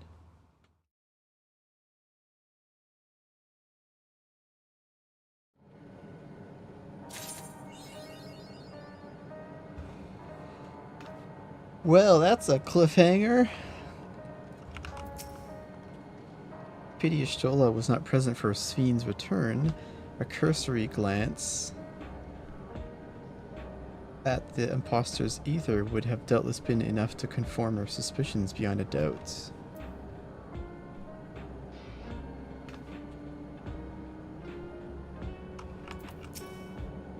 Chill said she left this machine running to process more of the data from the field station. Is it done yet?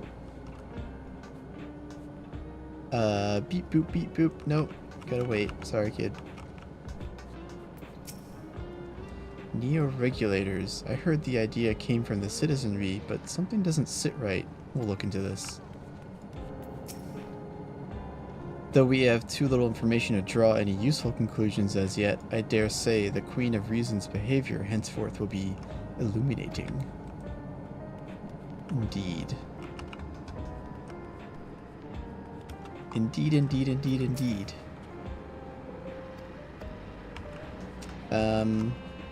Well, that was 7.1 MSQ. We did it. Wow, lot to unpack there, especially at the end. But you know, somehow I'm not surprised,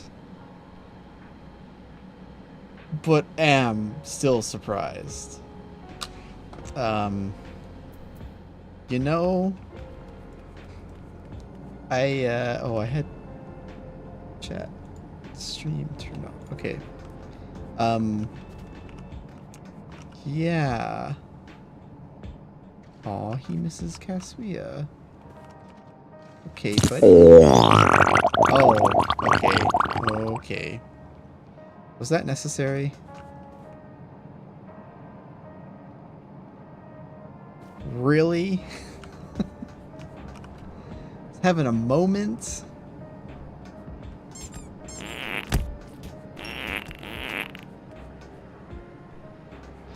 Okay, I understand how you must be feeling right now, but, you know, sometimes we just gotta hold on and, hey,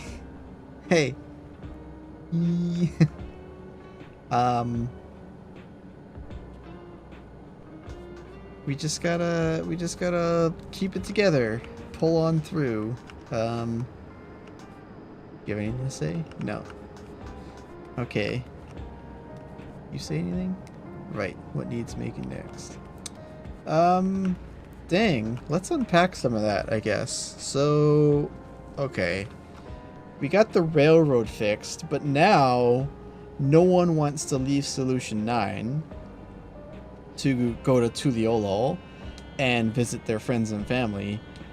And now we have Sphene coming back with these neo-regulators that are altering their memories. That's not new, but, you know, making them believe that the Queen Sphene's funeral was actually just a ceremony for the other departed, and that she is still alive and well today. And it seems like someone is pretending, or at least we suspect, pretending to be her. And then that last cutscene, Sphene woke up, I think? It was her voice, I'm pretty sure, in her hand. But who's to say for certain? It could be... I don't think it was Kazuya, because... I don't think that was... I'm trying to remember Kazuya's skin color. I'm pretty sure she's not white. Dang. My hands are going crazy. The stalker mom? Your suspicion is the stalker mom?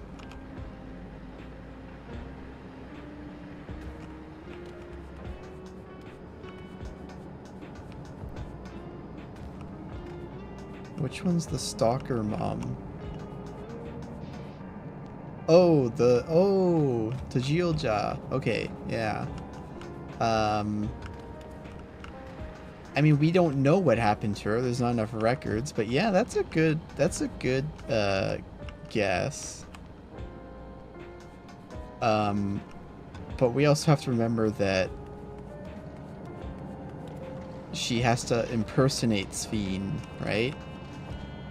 And that means you have to do mannerisms and the voice and everything.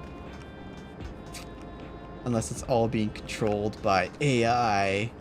Dun dun dun dun dun dun dun dun dun dun dun dun. So obvious. She didn't die on screen. Okay, okay. Well, your theory is backed on the lack of evidence versus what we do have evidence of. So there's that, you know. You're jumping the shark, drawing conclusions here. Let's see. Well, anyways, so we touched on Ghoul Jaw's story, we touched on Aaronville's story, we touched on Koana's background story, all very, very sad, all three of them.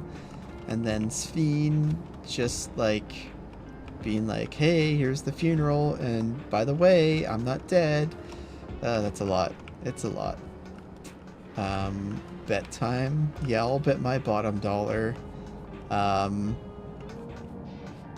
Yeah. So I guess we'll just have to wait and see what happens in the next patch. I don't know if there's going to be more MSQ in 7.1 or not, or if it's going to be only in 7.2.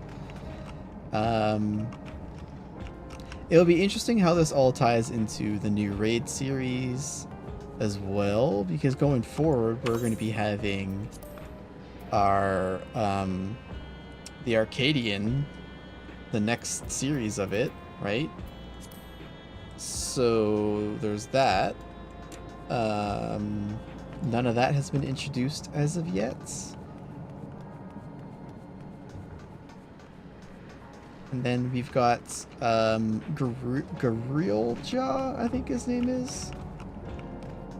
The nasty Hubigo caster who's currently who, you know, the reason why we have the Final Fantasy XI Alliance raids right now, that guy, he's been going around doing some nasty stuff as well.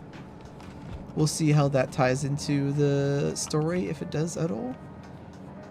And yeah, so we have, so now that we've done the dungeon, we have EXP unlocked, Expert Roulette. So that's going to be good. I'm going to continue on my Pelu Pelu Society quests. And yeah, so that was very interesting.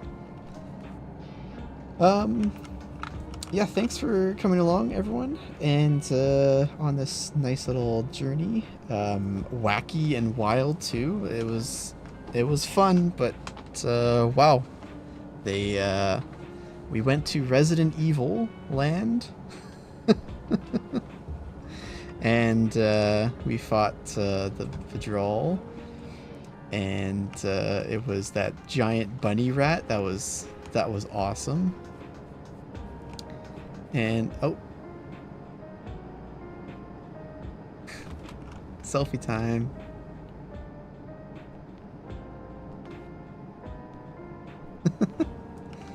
And yeah, so drink some water, stay hydrated, be kind to someone today, even if it's being kind to yourself.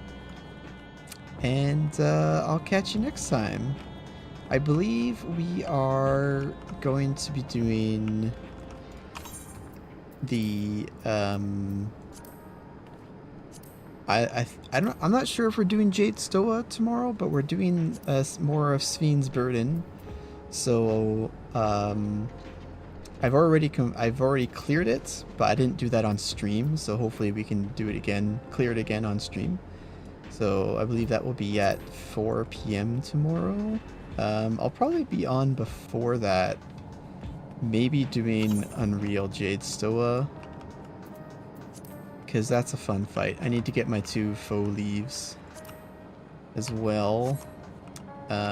Yeah, so I'll catch you next time.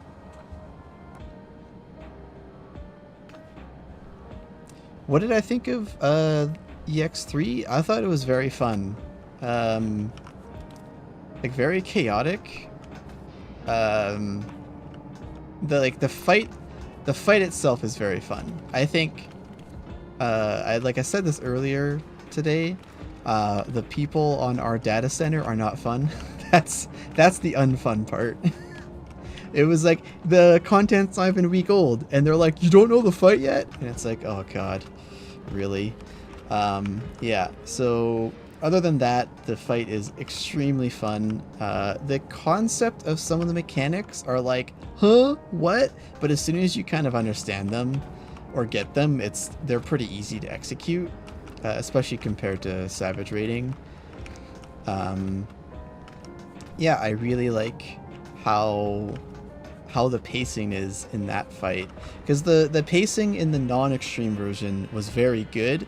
Like it felt very fast even though it wasn't, so like it kind of had that like panic kind of aspect to it, and this one kind of has the same feeling. Like the mechanics aren't really that fast. Some of them have to be precisely done, and some of them are quite deadly, but like they're not really executed that fast. You have time.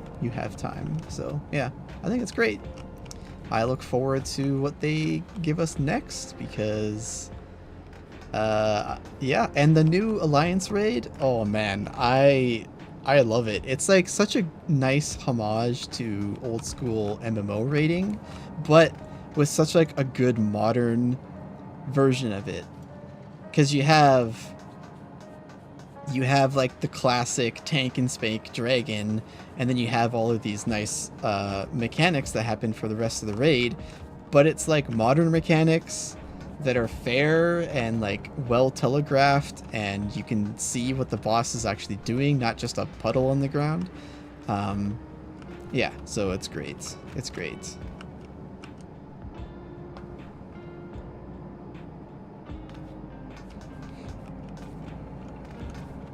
Yeah, I mean, that was just my experience with like 2 different parties.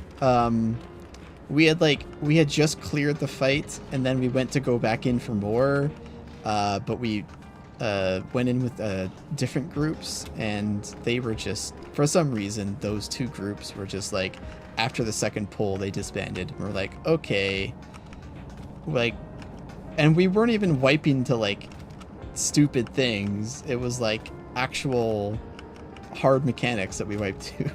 Like, anyways, yeah, I hope you're having fun in it. It's the second phase is just, it's awesome.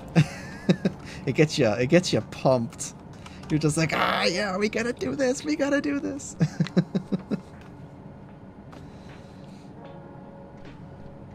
All right, my throat is getting really sore from talking all stream, so I am going to take a break from stream. Yeah, so hopefully I stream again tomorrow. We'll see. I might just record it, but I'll probably stream. Depending on if like sometimes my nephew comes over on Sundays, so I might not actually have the opportunity to stream because they come over at around 4, which is the time I'm streaming at. So we'll see. But yeah, Tuesday we are going back into I believe we're doing M4S re-clears because we finally cleared. But our full static has not cleared yet, so it's a re-clear / first time clear for some of them. For 3 of them, that is. And let me just double check if they're all going to be there, actually, because then, you know. It looks like we still have 1 person missing.